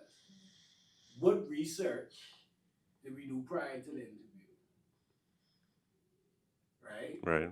Because if there was research done prior to the interview, one, and this is an assumption, but maybe that story of what happened to his leg, if he's 87 and is an Olympian, may have been covered before. Right. Or maybe it wasn't. But we have to be careful not to assume, right? And because, like I said, I heard it from the first time, and then to Taylor's point with the insensitivity, one of the first questions you asked a one-legged, even though he is an Olympian gold medalist, walk us through the thing on the date. Wow. There has to But be you see what I'm saying, right? Like so off the bat, No. there's a level of disregard for the fact that this guy has one leg. Or that he's his big thing is that he doesn't have one leg. Like that's not him. Right. Like, that's what makes the so story. in my mind, right. And now I get that we want to get information about him, and and honestly, it did seem very surface level and one-dimensional, right? Like literally, we were talking about the race, right? But are we talking about? But was this now, to this point, a true collaboration? And we have did we find out about Bobby the man? No. We didn't find out about Bobby the man. And so when we're doing these exercises, but this is why we do it, right? Because like I said, from I heard you ask that question, walk me through what happened on the day. I said you can't made up or not, but this is how it's reflected. No, but then this is a serious thing because we could have a paraplegic that, or just someone that went through some traumatic thing that we are being sensitive to. Right. So it isn't, and I don't want you. Like the purpose of this is so that we can be better interviewers. Right. The purpose of this exercise wasn't a jokey or a lighthearted exercise. I mean, it wasn't like life or death, but how we, and you on my team knows, I said how we do one thing is how we do everything, right? Now both of y'all had fictitious interviewees, but the difference is in the approach. And then like we don't need to answer the questions because the goal is we know what the story map is, we know the information that we want to have. Leadership and legacy. That's the topic. What your topic was? The one-legged Gold medalist. Yeah. So, like, even if that is in fact the case, it's obvious. And so when we talk about getting deeper, even if we see a picture of Bobby with his gold medal, we know he is a one-legged gold medalist, but we don't know who Bobby is. I don't have a better sense, and I don't see where your line of questioning would lead me to get a better appreciation for who Bobby is. I agree. All right, and so, but this is why it's important, and literally, this level of preparation should be done every time we do an interview. Like, we should know what the purpose is. Like, what is the story we're trying to tell? You know, this is not a subject that we can probe and prod and poke. This is a collaborator. And so this is somebody that we're collaborating with, we're working together with to a common end. What is the goal? Right? So, like, you know, these types of exercises are good because now we know, one, you need to have sensitivity. You need to be sensitive. And really, you don't want to approach the pre-interview process, or you don't want to approach or come to the interview with all sorts of assumptions. We don't know that the assuming that he would have shared why his leg is like that. We don't know if he did. And so what I would have liked to see is more, one, sensitivity, empathy, because you walking around one leg all your life, like that was void of empathy for me to Ted's point, just come out and ask, so what happened to your leg? Hi, how are you? I mean, you know, and that I appreciate that wasn't the leading question, that wasn't the first question you asked, but I do think it's kind of a punch in the face. Like, so let's address the elephant in the room. You know, so I do want us to be more mindful. And that's the purpose of this exercise, right? Like, one, what we learn is that we could always go deeper. We want to find out their perspective. We want to find out who the person is. Like, we want to ask questions that are going to stir emotion, that are going to encourage reflection and self-thought. But we also want to approach the interview from a sense of empathy and genuine curiosity. Because assumptions, because you're assuming that already cancels out curiosity, you ain't really trying to find nothing out. What you're trying to do is get him, well, the genuine curiosity as to who he is in there. I didn't see it in that. So I don't know if anybody else has any feedback. I have a question. So with you pointing out those two things, one being the topic of their piece and how he introduced, quote unquote, the elephant in the room, what would be practical ways to better engage that type of interviewee? For example, what would have been a better topic? And then how could he have introduced him not having a leg better in the interview if that's something that he wanted to talk about or was willing to talk about? Well, I mean, see, but this is where the general curiosity comes in, right? And doing the whole web. My approach to that would have been, so tell me about yourself. Like, early childhood, what was Bobby like growing up? You know, oh, well, growing up, I used to be running all around the place. You know, I always enjoyed. Oh, yeah, okay. And then through natural conversation, things come out, right? But you want to have, and like I said, you know, depending on what it was, it may have been a situation where, you know, because this is a hypothetical, but I could even give you a real example. With the same, my boy, $500 million parking. I saw that he ain't had no legs. That's obvious because he in a wheelchair, and he tell me he's in a wheelchair, but he ain't never tell me how he get in the wheelchair. I mean, well, he has legs, but they don't work. He can't use them. Yeah. He can't walk, so his legs are literally just like rubber. So they don't work. He has legs, yes, he does have legs. But um, we were talking, and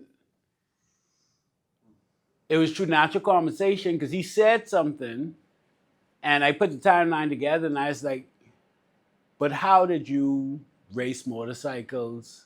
Like, did you get?" And I asked him, I said, "Oh, he was telling me about how he was racing motorcycles," and I was like, "How did you race motorcycles? Did you have to do it like get a special apparatus so that you could ride the bike like how you do for your car?" He said, "No, that was before my accident." "Oh, you were in an accident. But what happened?"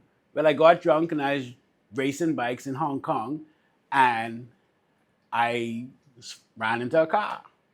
And that's how I lost my legs." Oh, conversation through asking genuinely curious questions. Because I know your legs don't work, and you tell me you was riding a Ducati. I am very interested in knowing how you could ride Ducati if your legs don't work. So that was the question I asked. No, my legs was working when I was riding the Ducati. You see? So like it really does, and that's why it's so important to have a genuine curiosity because you could find out everything because I was genuinely curious as to how you could ride a motorbike if your legs don't work. I know how you could drive a car because you already shared that, you got the apparatus for the car. So because that was literally me just trying to find it out. But from that, I found out how he lost his legs. Well, how he injured his legs and ended up in, and how long ago the timeline and everything, and that was that. I think for that scenario, something I may ask to lead Bobby into sharing how he lost his leg is Bobby, tell me about one of the most challenging, like after you go through his childhood and who he is, who he was growing up, like what's one of the most difficult situations you've faced to date? And I feel like that would probably be, I would assume, trying to navigate losing a leg would be one of them. And then from there you could ask, like, oh, like talk me through that actual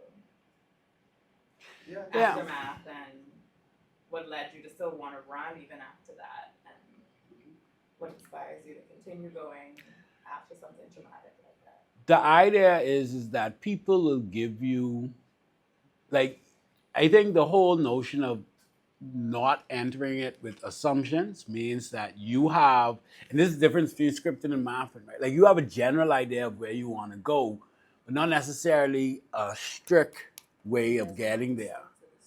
Right, there isn't a script, right? So you allow for the free flow and this, that, and next, because it could have been in that childhood question.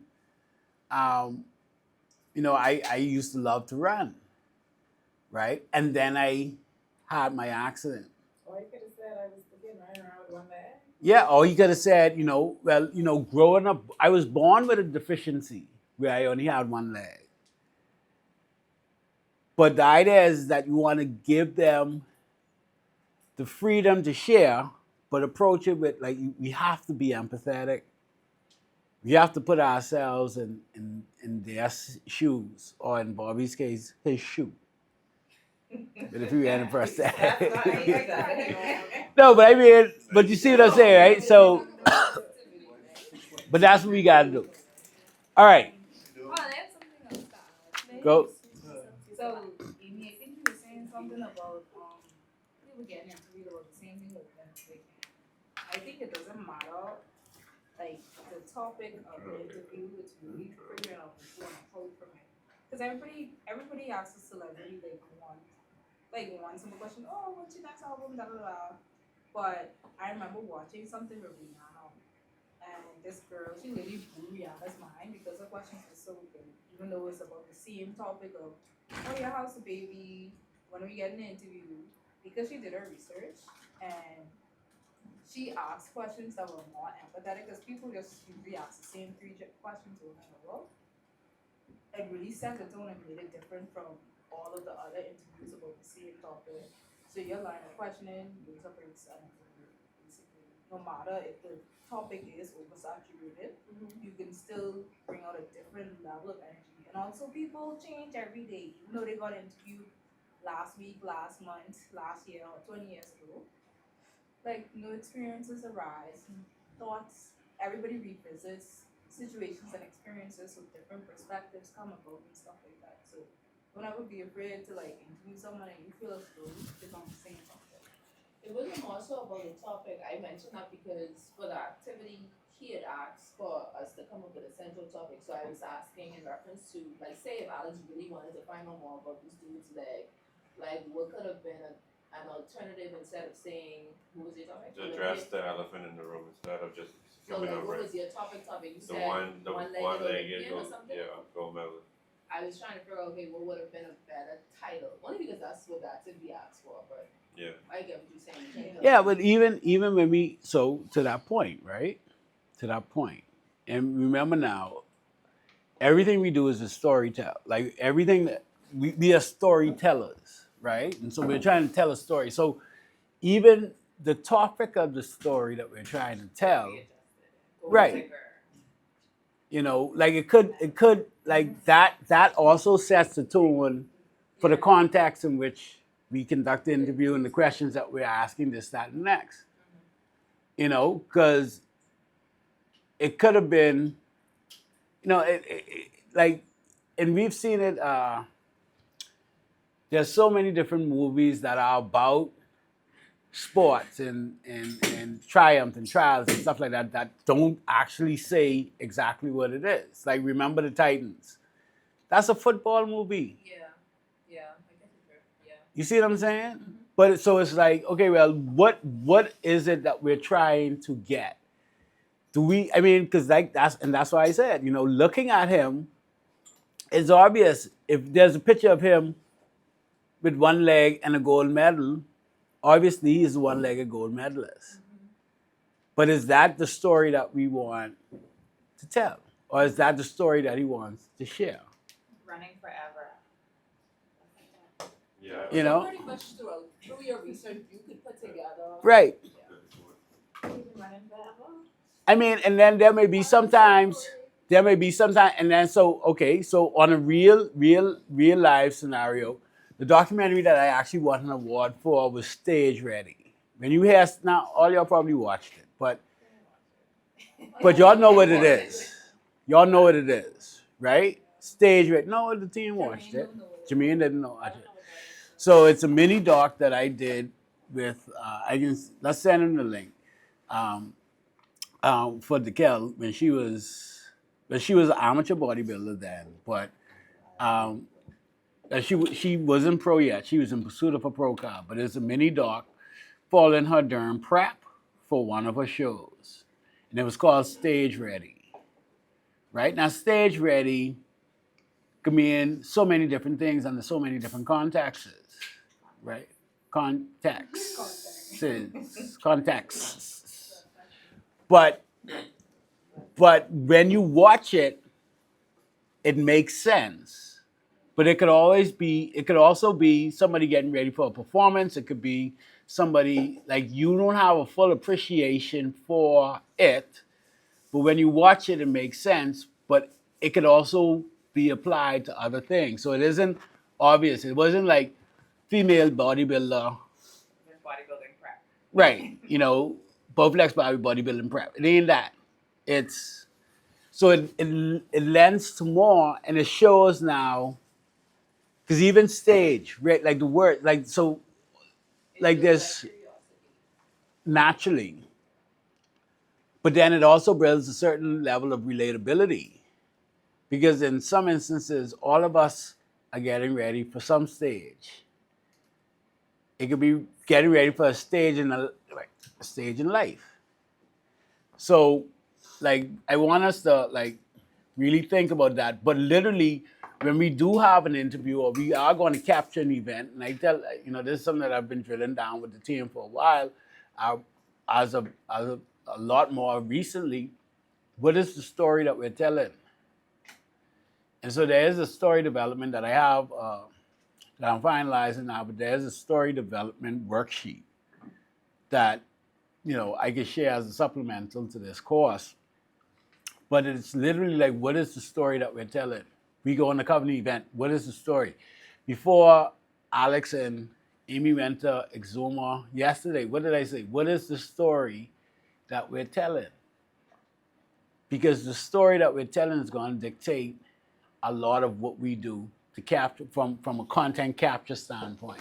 So I encourage all of y'all to think about the stories that you guys are telling. Okay. All right. Now, the next portion is talking about from icebreakers to intimacy. We're talking about the interview flow. Um, Practice the architecture of meaningful conversation. Who we start to, is Alex. All right, Alex, number 4, please. All right. Staging and framing. Minimalist gear, maximum intimacy. Choose equipment and settings that reduce intimidation. A lapel mic in a quiet space may serve the moment better than a boom and 5 lights. Warm up questions to ease into the conversation. Start with light, personal, and non-invasive questions to establish comfort. What did you have for breakfast today? Or what's a sound that always brings you joy? The golden question. Can you tell me about a time when? This format unlocks memory, emotion, and insight. It invites story rather than fact. Follow-up prompts. What did that feel like? What happened next? What did that teach you? These deepen the narrative and keep it personal. They demonstrate that you're paying attention. Using silence as a strategy. Let moments breathe. Let your interviewee sit with their words and expand them. Silence often invites unexpected honesty. Knowing when to stop talking. Resist the urge to fill every gap. Trust the space. Let the subject lead when it feels right. Now, I know that's kind of like it hops on a couple of different stuff, right? Like when we talk about equipment, and this is something, and I'm sure all of us would have conducted interviews at varying levels of equipment. Because I know for a fact that the team has done interviews, and the Bowflex Barbie team has done interviews in studio where we have the lights and the boom and the this and that. But we've also done interviews with literally just a camera and a mic or even just your phone, right? And so what I want us to take away from with the minimalist gear and maximum intimacy is really just creating a safe and comfortable, non-intimidating space. Because no matter how big or how small the set is, what is the biggest determining factor of whether or not the person's comfort level where it falls? Y'all understand the question? Anything you bring to it. Right. Yeah. It's you as the interviewer. Your ability to get your interviewee comfortable regardless of what the gear is. So regardless if it's one light and a camera or it's in studio and you got a boom and 5 cameras. And do not underestimate the power of the words. You don't even have to worry about the camera. Talk to me. It's just me and you having a conversation.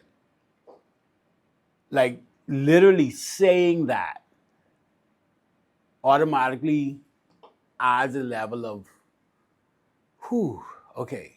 Just because now it's, all right, I can have a conversation. I know what a conversation is like. I've had a conversation. This is what they are now telling themselves. So this is just a conversation. Relax. If all else fails, we got vodka. He.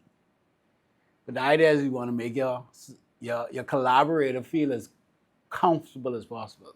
Danielle? I've had that experience with the big boom set thing when I did my interview with Cal and Zadler, and that was like the first time I had like 3 cameras on me, the lighting, just it was a lot going on. But Cal was my interview, Word. right? Yeah, and when I guess I got that prompt of like, just look at me, don't look at the cameras, like look directly at me, and we're just having a conversation. And I think some people, well, me, I'll speak for myself, like I get intimidated with seeing all of those cameras. But if you tell me, like, because usually when I used to do interviews, like when I used to play tennis, like the camera's like in your face, and I'm just like, I just got off the court, why are you in my face? Like, but I guess it's something new too that I see, or even when I did it with you guys, like you are literally to the side and you're just looking at that person. So it's like a side shot, but there are different angles or different cameras around you, so they still get a front view. But if I'm just looking at you, I just felt like in that moment, like, well, I know the cat. Like, we have conversations every day, so let me just talk to her, and getting that feeling of like the big boom now being removed, because she also felt that I felt some type of way, and her calming me down. I think that also goes with how comfortable you are with your interviewer. Word. And so yeah, once you get that comfort level, and if the person can read you and see that you are feeling very overwhelmed, and before I think they were rolling at the time too to like get all of the feels, but in that moment just like you can let it out, calm down, like it's okay. Obviously not saying calm down because it's ways Right, to right, say certain right. things, but it's good. And then like kind of walking you through like what are you feeling in this moment, and then it being where it's now it's a natural conversation because now you're not so fixated on okay we have something to do that now like you need to get through this interview. It's just like I'm more concerned about how you're feeling right now in this moment, and then we gradually got into like okay now we're here, and not even realizing that the interview started because you're already now making me feel safe in that space. So yeah, that's a good thing. No, and that's awesome, and thank you for sharing that because I think, especially just based on the nature of the business, we forget, and I know it like you forget what that feels like, right? And so that you could share what that feels like is awesome. You gonna say I something? was gonna say sometimes you also are even you do all of that, you make the attempt let them know it's a conversation, the camera's on here, you're looking at me. Some people are awkward in conversation, Yeah. right? And nervous, like that was me too without practice. Like I would not be comfortable. I'd rather look at the camera than you because like why are you staring at me like that? And now I feel pressure to answer you. I just met you, like why are we locking eyes? So I think sometimes it's also like noticing, and you'll see that when people interview and they keep looking away, either they're thinking or they're just uncomfortable looking at you as well. So like we're having an interview and they'll gaze off or look up, or because that eye contact is, you may be like, yeah, I'm really interested in what you have to say, and me as the interviewee is like, oh my god, why is this man staring at me like that? I can't even get my words out. So I think acknowledging that too. So not as an interviewer, not if you notice they're uncomfortable with the eye contact, giving them another focal point, or not like staying locked on them the whole time, whether it's like looking at their shoulder or still looking in their direction so you see them engaged, but like being able to realize, right, this person when I look at them, their eyes they're like diverting attention because they're not comfortable with eye contact. So how can I adjust? That's a good point too. So to your point as well, as far as you talk about camera placement and why we position the camera and stuff like that, right?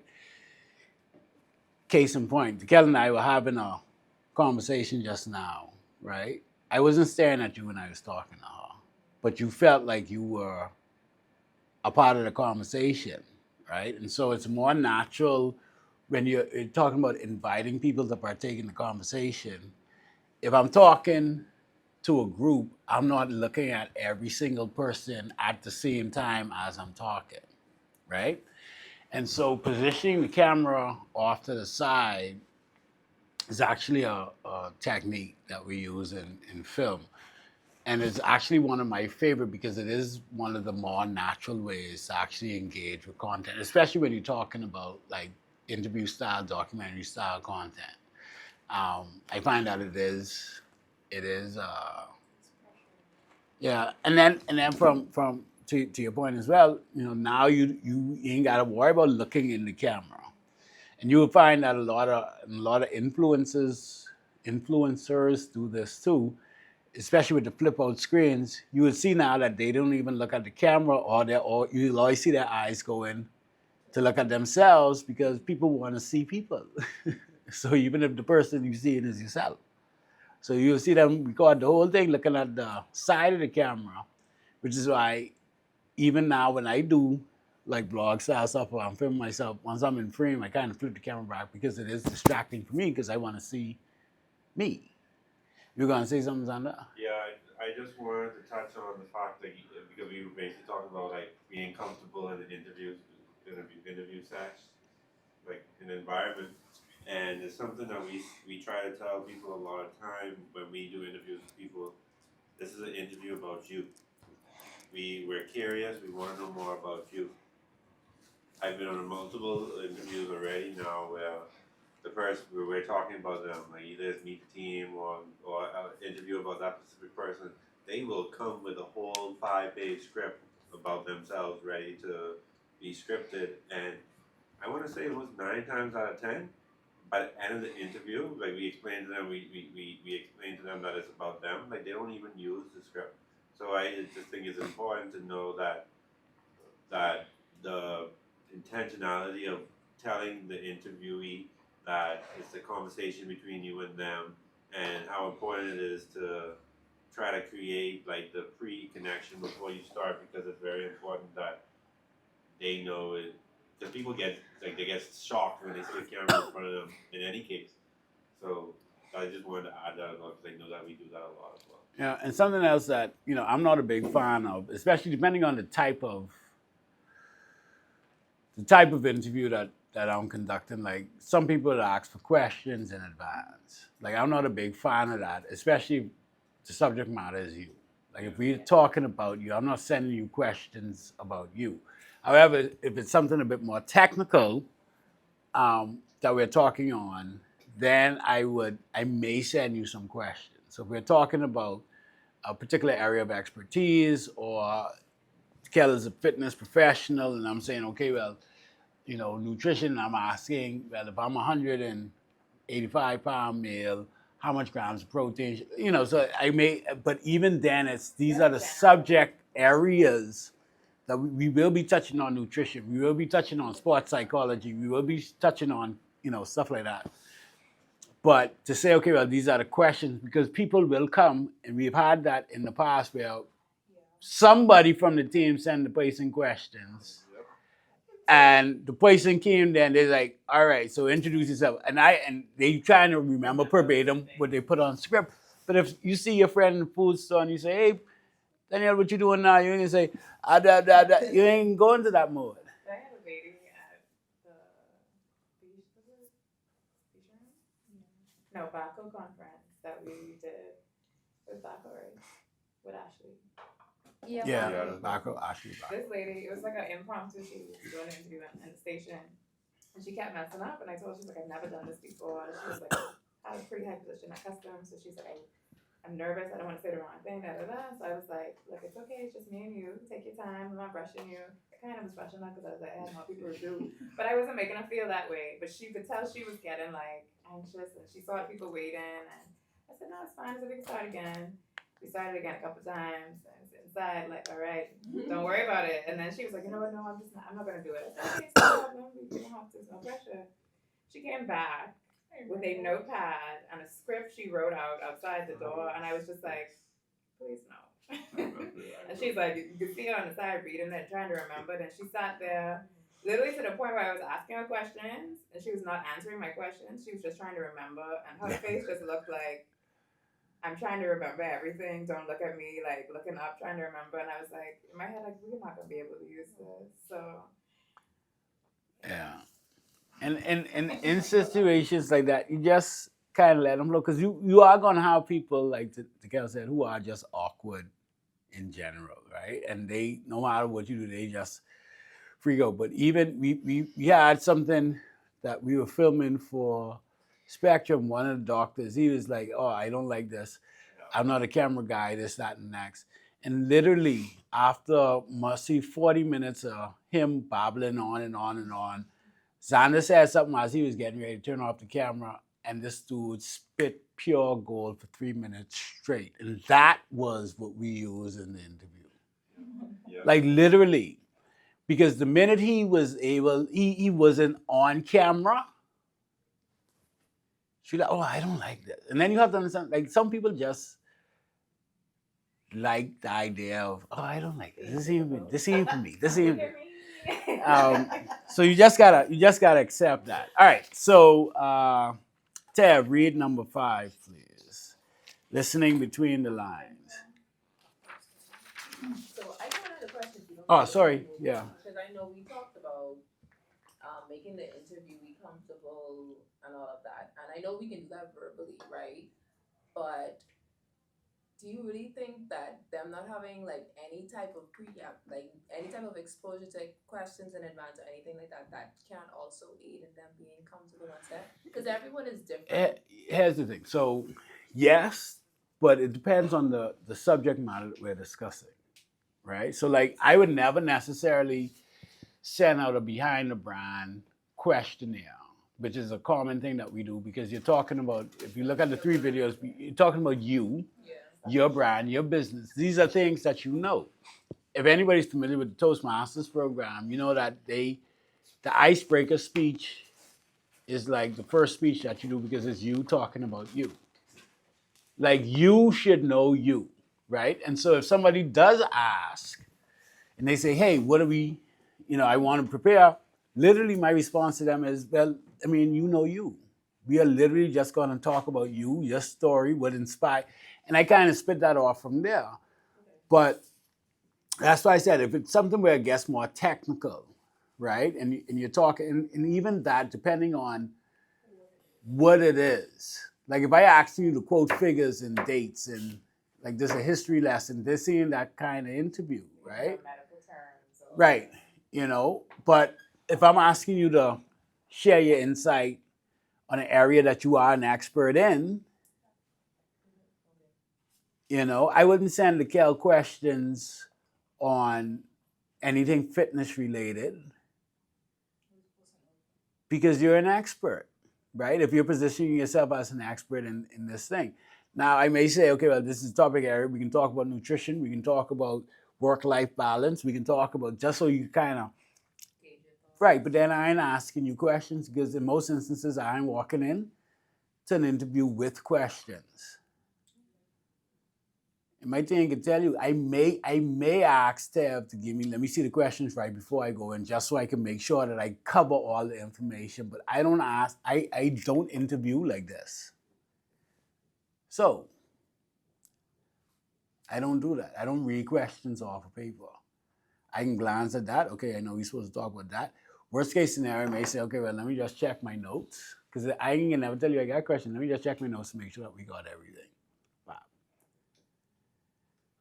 But that's the work that you do in the pre. You have to control the conversation. And part of that control is making sure that your collaborator, because we know that they ain't subjects, your collaborator, the person that you're interviewing, is comfortable enough with you to share. And like I say, sometimes that may be having a call. That may be hopping on a call with them. Hey, you know what? I know you're getting ready to shoot this video. I just want to touch bases. I have been doing some research. I saw that. I just wanted to introduce myself, kind of, talk through you and, just see what we could talk about, This we can talk about. So when they come, they're ready. Oh, yeah, we got a rapport. Which is why, like, even in our field, we do a discovery call. What we used to have. Make sure your camera on, turn on your camera, because I want to see what you're talking to. But then that ain't just for my benefit, that's for your benefit too. So now you come in and you understand and you see now and you, hold on, wait, I was talking to this one. That's why you introducing yourself to everybody now. So that when they come in studio, well, who the hell is you? I was talking to Ted this whole time. Who the hell is Amy? Or when anybody comes to the studio, if they haven't met anybody, what Alex is do, hi, my name is Alexander. I'll be operate. Everybody's introduced themselves. Everybody got a name tag. That's because we all know, and they know who, the team knows who they are. So we can make sure you know who the team is. All right. So it's all that is the prep work. All right, number 5. Oh, sorry. Any other questions before we move on from that? All right, listening between the lines. Listening between the lines. Goal. Strengthen intuitive and emotional listening skills. So the first point is active versus performative listening. Active listening involves full presence. This means eye contact, affirming gestures such as keeping your body language open, palms facing the subject, stuff like that, and asking a lot of follow-up questions. Performative listening mimics attention but lacks follow-through. So, do you want to speak on that before I move on, or just read through it? No, you could go. Reading nonverbal cues. Sorry, the second point is reading nonverbal cues and emotional shifts. Pay attention to changes in voice, breath, body posture, and facial expression. These often reveal more than words do. Third point, looping back to emotional moments. If your subject brushes past something powerful, pause and gently return to it. Earlier, you mentioned that moment changed everything. Can we go back to that?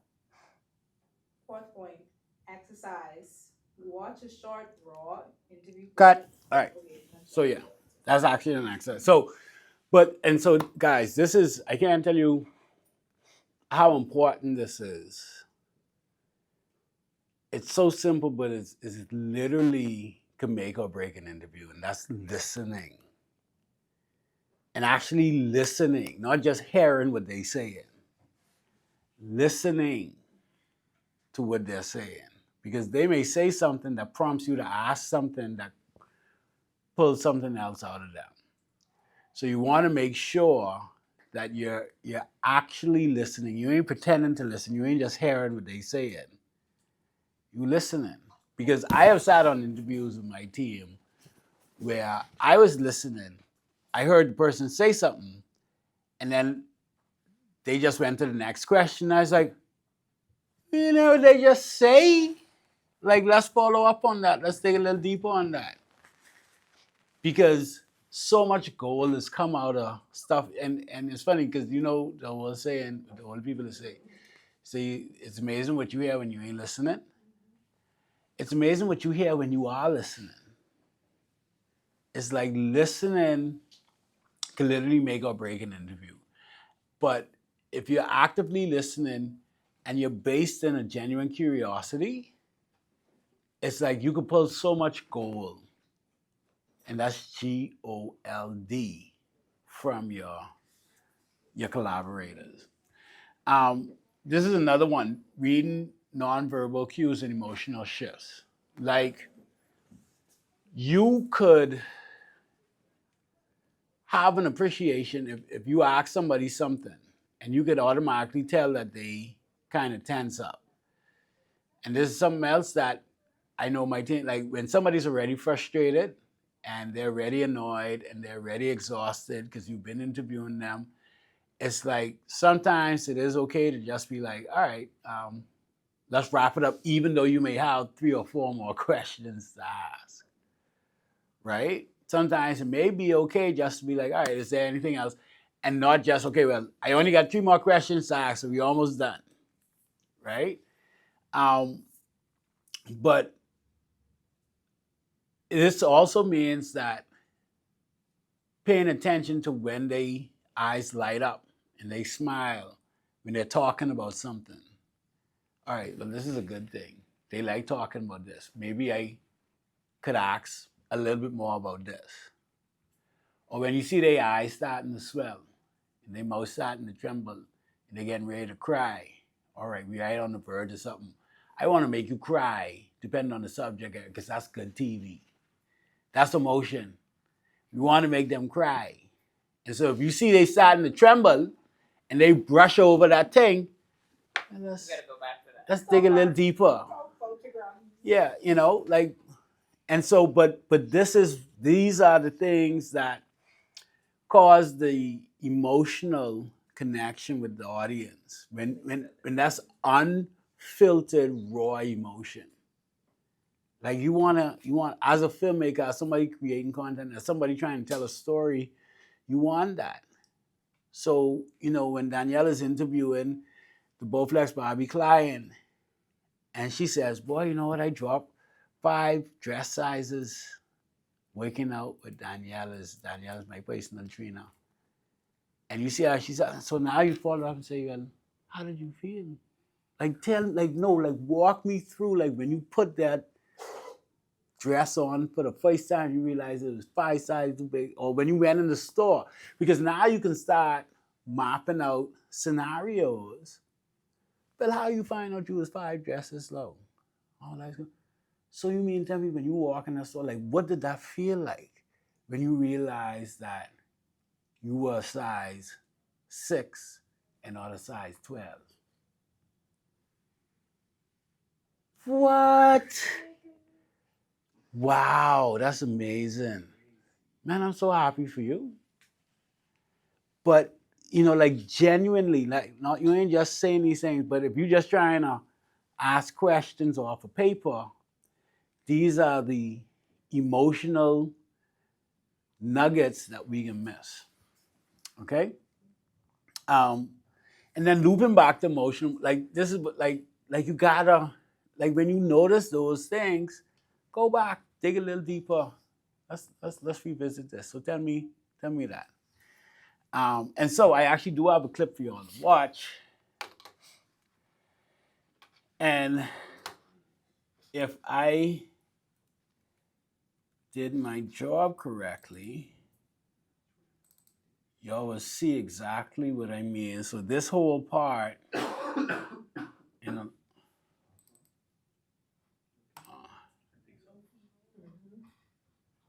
Don't you dare. They trying to give me their sickness. Who's sick? this is Amy second day she coming from class. Yeah, it was tough, but we made it work. okay. Yeah, that's Sydney. Sid the squid. Crying. Sit back. Oh, I know this piece. You, Yeah. you don't know that. All right. So it's only about 4 minutes, but I want you guys to watch it, and then we can go back over it. And I want you to identify and let's break it down based on everything that we would have covered so far, especially with regards to the active listening and the other components. Okay.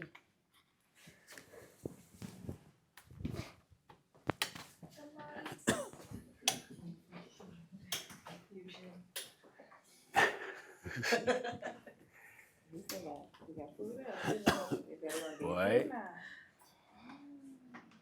It was tough. I had moments where I really wanted to come home and just like, this is not for me. COVID, not being able to see people in my room, just a dorm tennis class. Yeah, it was tough, but we made it work. We pushed through. What would you say about, that? But before that, so what would you say was the hardest thing that you had to go through, experience, or challenging experience on that transition at university?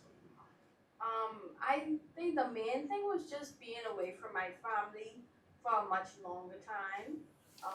Normally, like during the summers when I play, I'd be gone for like a month or so, but this time it was much longer. And just not getting used to, yeah, seeing them a lot. My first coach who taught me, he had passed away too, so that was a really emotional experience. Not even being at home at that time to see him and all that different stuff, um,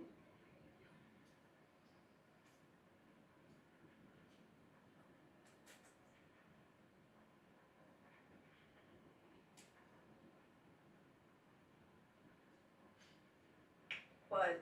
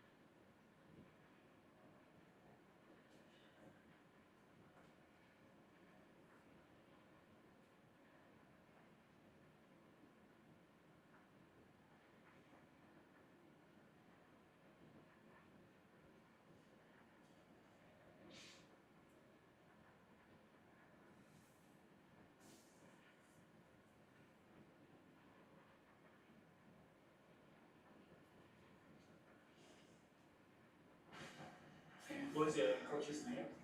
George Macri. So, you know, you started getting emotional when you started talking about Coach Macri, right? Why, why that? Like, why the emotion? Coach Macri. Um, he meant a lot to me because he treated me as if I was like his own daughter. He invested a lot of time in me, especially when starting out because, um, like I said, at first it was really just doing a sport because my mom wanted to. My mom, she just wanted me to be active, and for him to just take on that challenge with, because I would go say like Tuesdays and Thursdays, and say like when I come on Thursday, I forget what I learned Tuesday. As a 4-year-old, it's like, I don't really want to be out in the hot sun listening to an old guy just, round me saying, "Oh, you're moving too slow. Oh, you're not swinging the ball fast enough today." And so, yeah, after a while, he was just like, he told my parents to just bring me every day.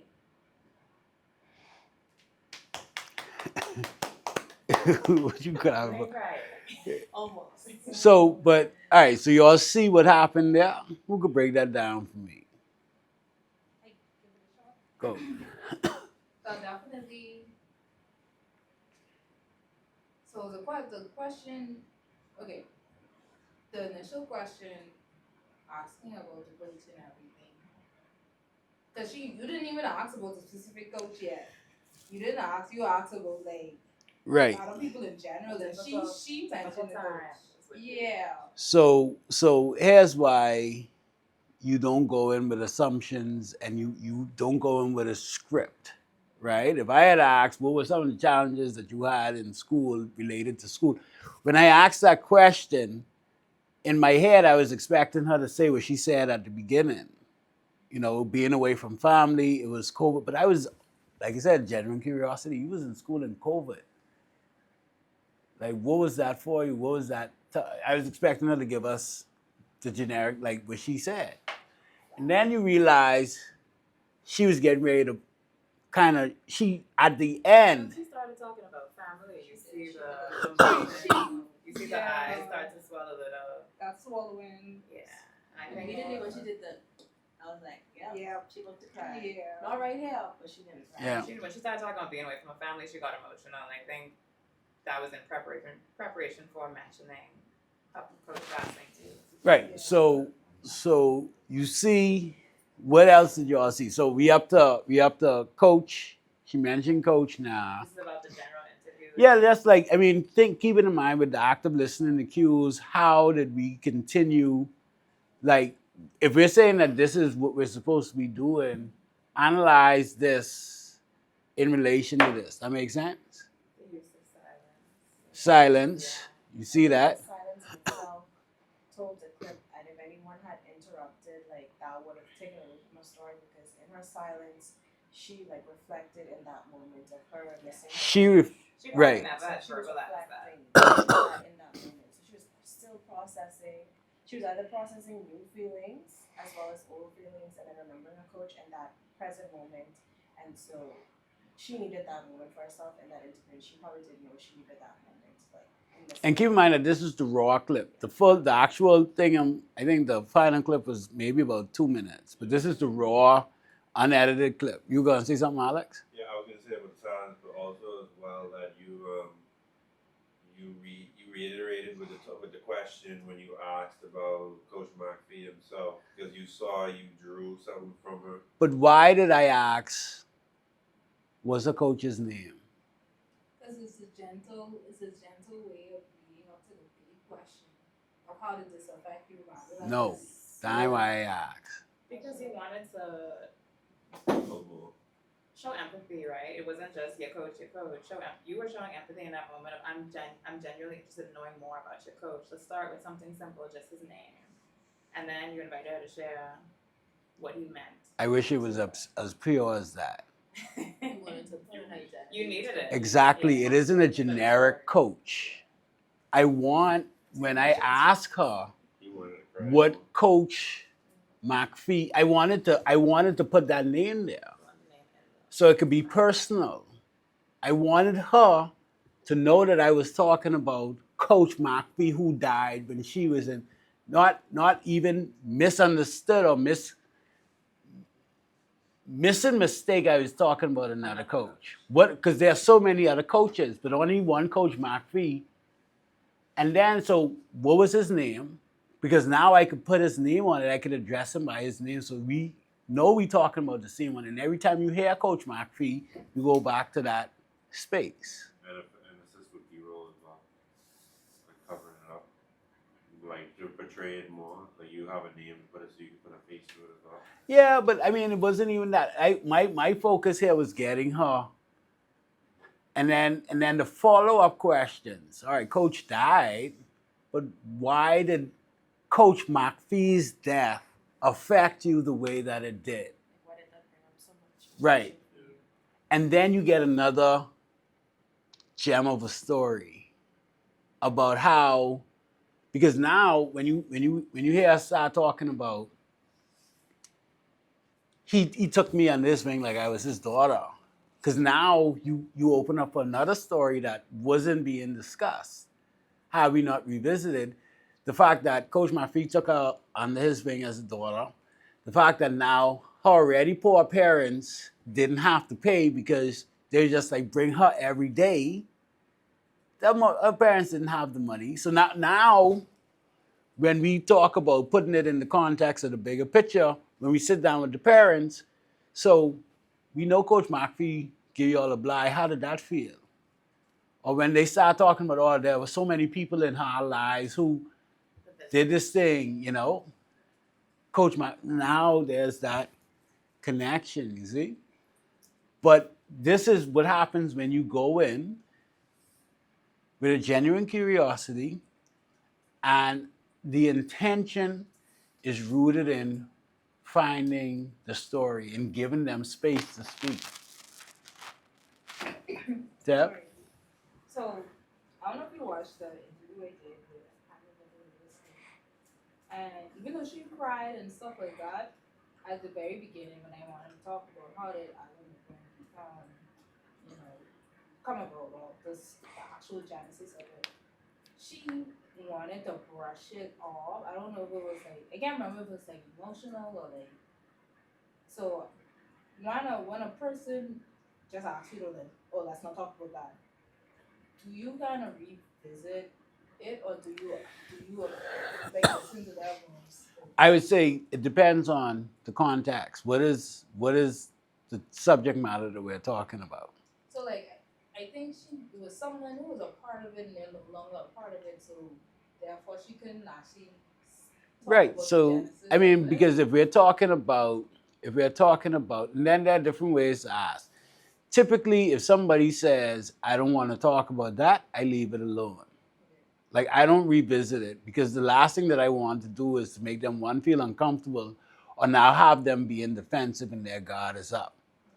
If you flat out tell me this and this is not, unless it's a situation where the goal of the interview is to be controversial, or that's what but if it's a subject matter that that's sensitive to them, and they say that they don't want to talk about it and don't want to share, and then even if I follow it up with just out of curiosity, why don't you want to talk about it?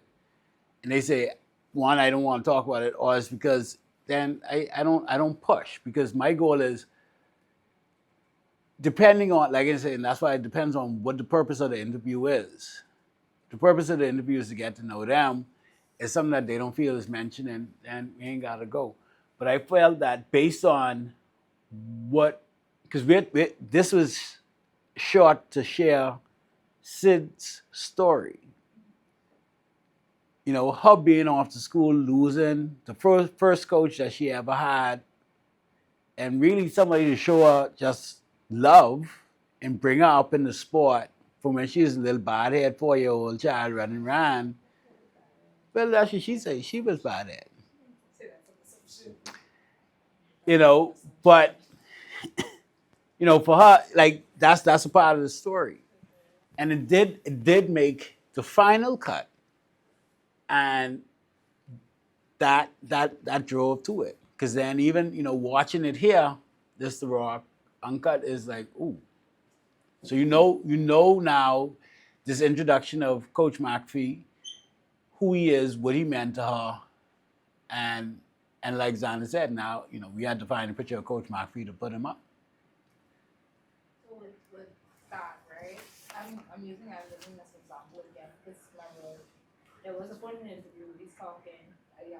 So like, how does she feel? I think I asked her, how does she feel to know she's built all of this and provided this safe space for realtors and stuff like that. She ended up crying, but I remember. I think she said she didn't like that we showed that emotional side of her. So with the pre-production, because again, you can't tell what exactly you're gonna post in an interview. Like from the pre-production, do you ask like what tone or like? Yeah, you should know, and even when you're talking about story development, so it's something that we address even in our lighting, right? Remember when we did Fitness Connection? Now it's like that is too dramatic, it's too dark for a testimonial. Or I say if we're doing a testimonial, how we play with lighting affects mood, but also the tone and context in which we are discussing certain things affects the mood of it as well. If this is supposed to be a happy, cheery video, we don't want something so emotionally heavy on it, right? And so that is a good point. Like what is the vibe, what is the mood, what is the tone of this video? Now, typically, we know that if we're doing a behind the brand or we're doing an about us video, that isn't necessarily super heavy. That's something that we want to be light and cheery depending on the client, right? But we know if we're doing a client testimonial, we don't want it to be super dramatic, super dark, super dramatic. So we light it accordingly, even down to the music that we use, right? And so, but yeah, no, that is something that you do want to discuss. But in instances like that, we have a pretty good understanding of the type of content that we're producing. And so, just like how we wouldn't do something super dramatic for a client testimonial, if we're doing something that is super dramatic, that we know how to light it and set the music and set the tone accordingly. But I mean, that is definitely something that you want to discuss or you want to have an appreciation for as the production team before you go in. I think my line of questioning may have been too heavy for what exactly they wanted, and that ended up with them crying. And I was like, oh yeah, that's the way she grew. Like she cried or what's not, right? Yeah, we didn't want them crying when they're talking about how awesome. Yeah. I mean, unless the story is one of struggle and adversity, and I came against all odds. If that's what we pushing, But if it's come less than 5 from us. right? It's different. Yeah. If we talking about, you started from, selling door to door. Now you're a 9-figure business, and you have the struggles. And you talk about how your house almost get taken from the bank, and you talk about, like these are the struggles. You may want that kind of drama, right? But if it's a situation where this is a happy-go-lucky thing, like we don't want DeKel crying on camera talking about why people should come and wake up with her and my flex squad up, and she just flex squad up. Flex squad up. What happened? It's like you're saying up. Would you like the lights back on? Yeah, we can tell them. But so it's one of those things where, but all of these, and I'm glad you asked that because all of them do affect the overall story. So and it goes back to what is the story that we're trying to tell, right? All right. Yeah, that's being good. Depending on the context, like we. Yes, cry. Wow. No. Like, I ain't gonna punch you in the face to make you cry. But I mean, if we're talking about some emotional stuff and you cry, like, I ain't gonna start recording. I can get you tissue, but you can be snotty. All right. So, now that we all have a good appreciation for the interview process, I do want us to partner up. And so, oh yeah, it's 6 of y'all. Good. So 2 and 2.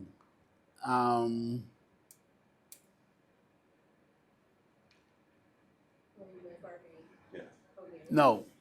Anyway, y'all partner up. No, because I don't want them to. Actually, I don't want lifestyles. Y'all pick somebody. That's what it counts. I was a picture man. Okay, fine. Oh wow. No, wow. Ain't been invisible for my reach. No. No, you're not invisible. I see you. You didn't see me. I just thought you'd have gone already. See her. I see you. I see you. In full color. In full color. All right. So, what y'all are going to do? You're going to take. I know it says 45 minutes there. I think we are all trained enough. We could do 30 minutes, but I do want y'all to interview each other. And They don't say 30 minutes. it actually says number 6 is live. Yeah, Oh, but I have. 30 minutes. Oh yeah, I changed it. This my instructor's copy. Yeah, 30 minutes. I know. All right, so you're gonna practice interviewing each other, right? With a genuine curiosity. And I would say approach it from something that maybe you are interested actually in learning about the person, right? But you're gonna take turns, so we can do 15 minutes each. So you're gonna interview the person 15 minutes, and they're gonna interview you for 15 minutes.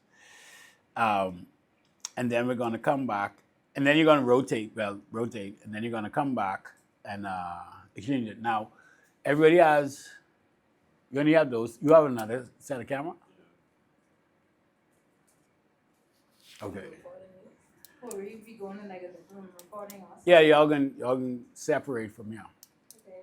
Okay. But I want y'all to interview each other. You don't have mics for every group though. My group don't need it. That's fine. I have my roadmaps. Well, there you go.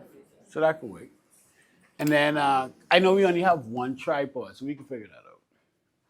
I have a tripod. It's not that tall. You have a tripod too? Yeah, tripod. Oh, look at you. All right, because Anna did say he was bringing one. I tell him no. Y'all have one of y'all tripods here? No? All right. So y'all can go out in the spaces out front.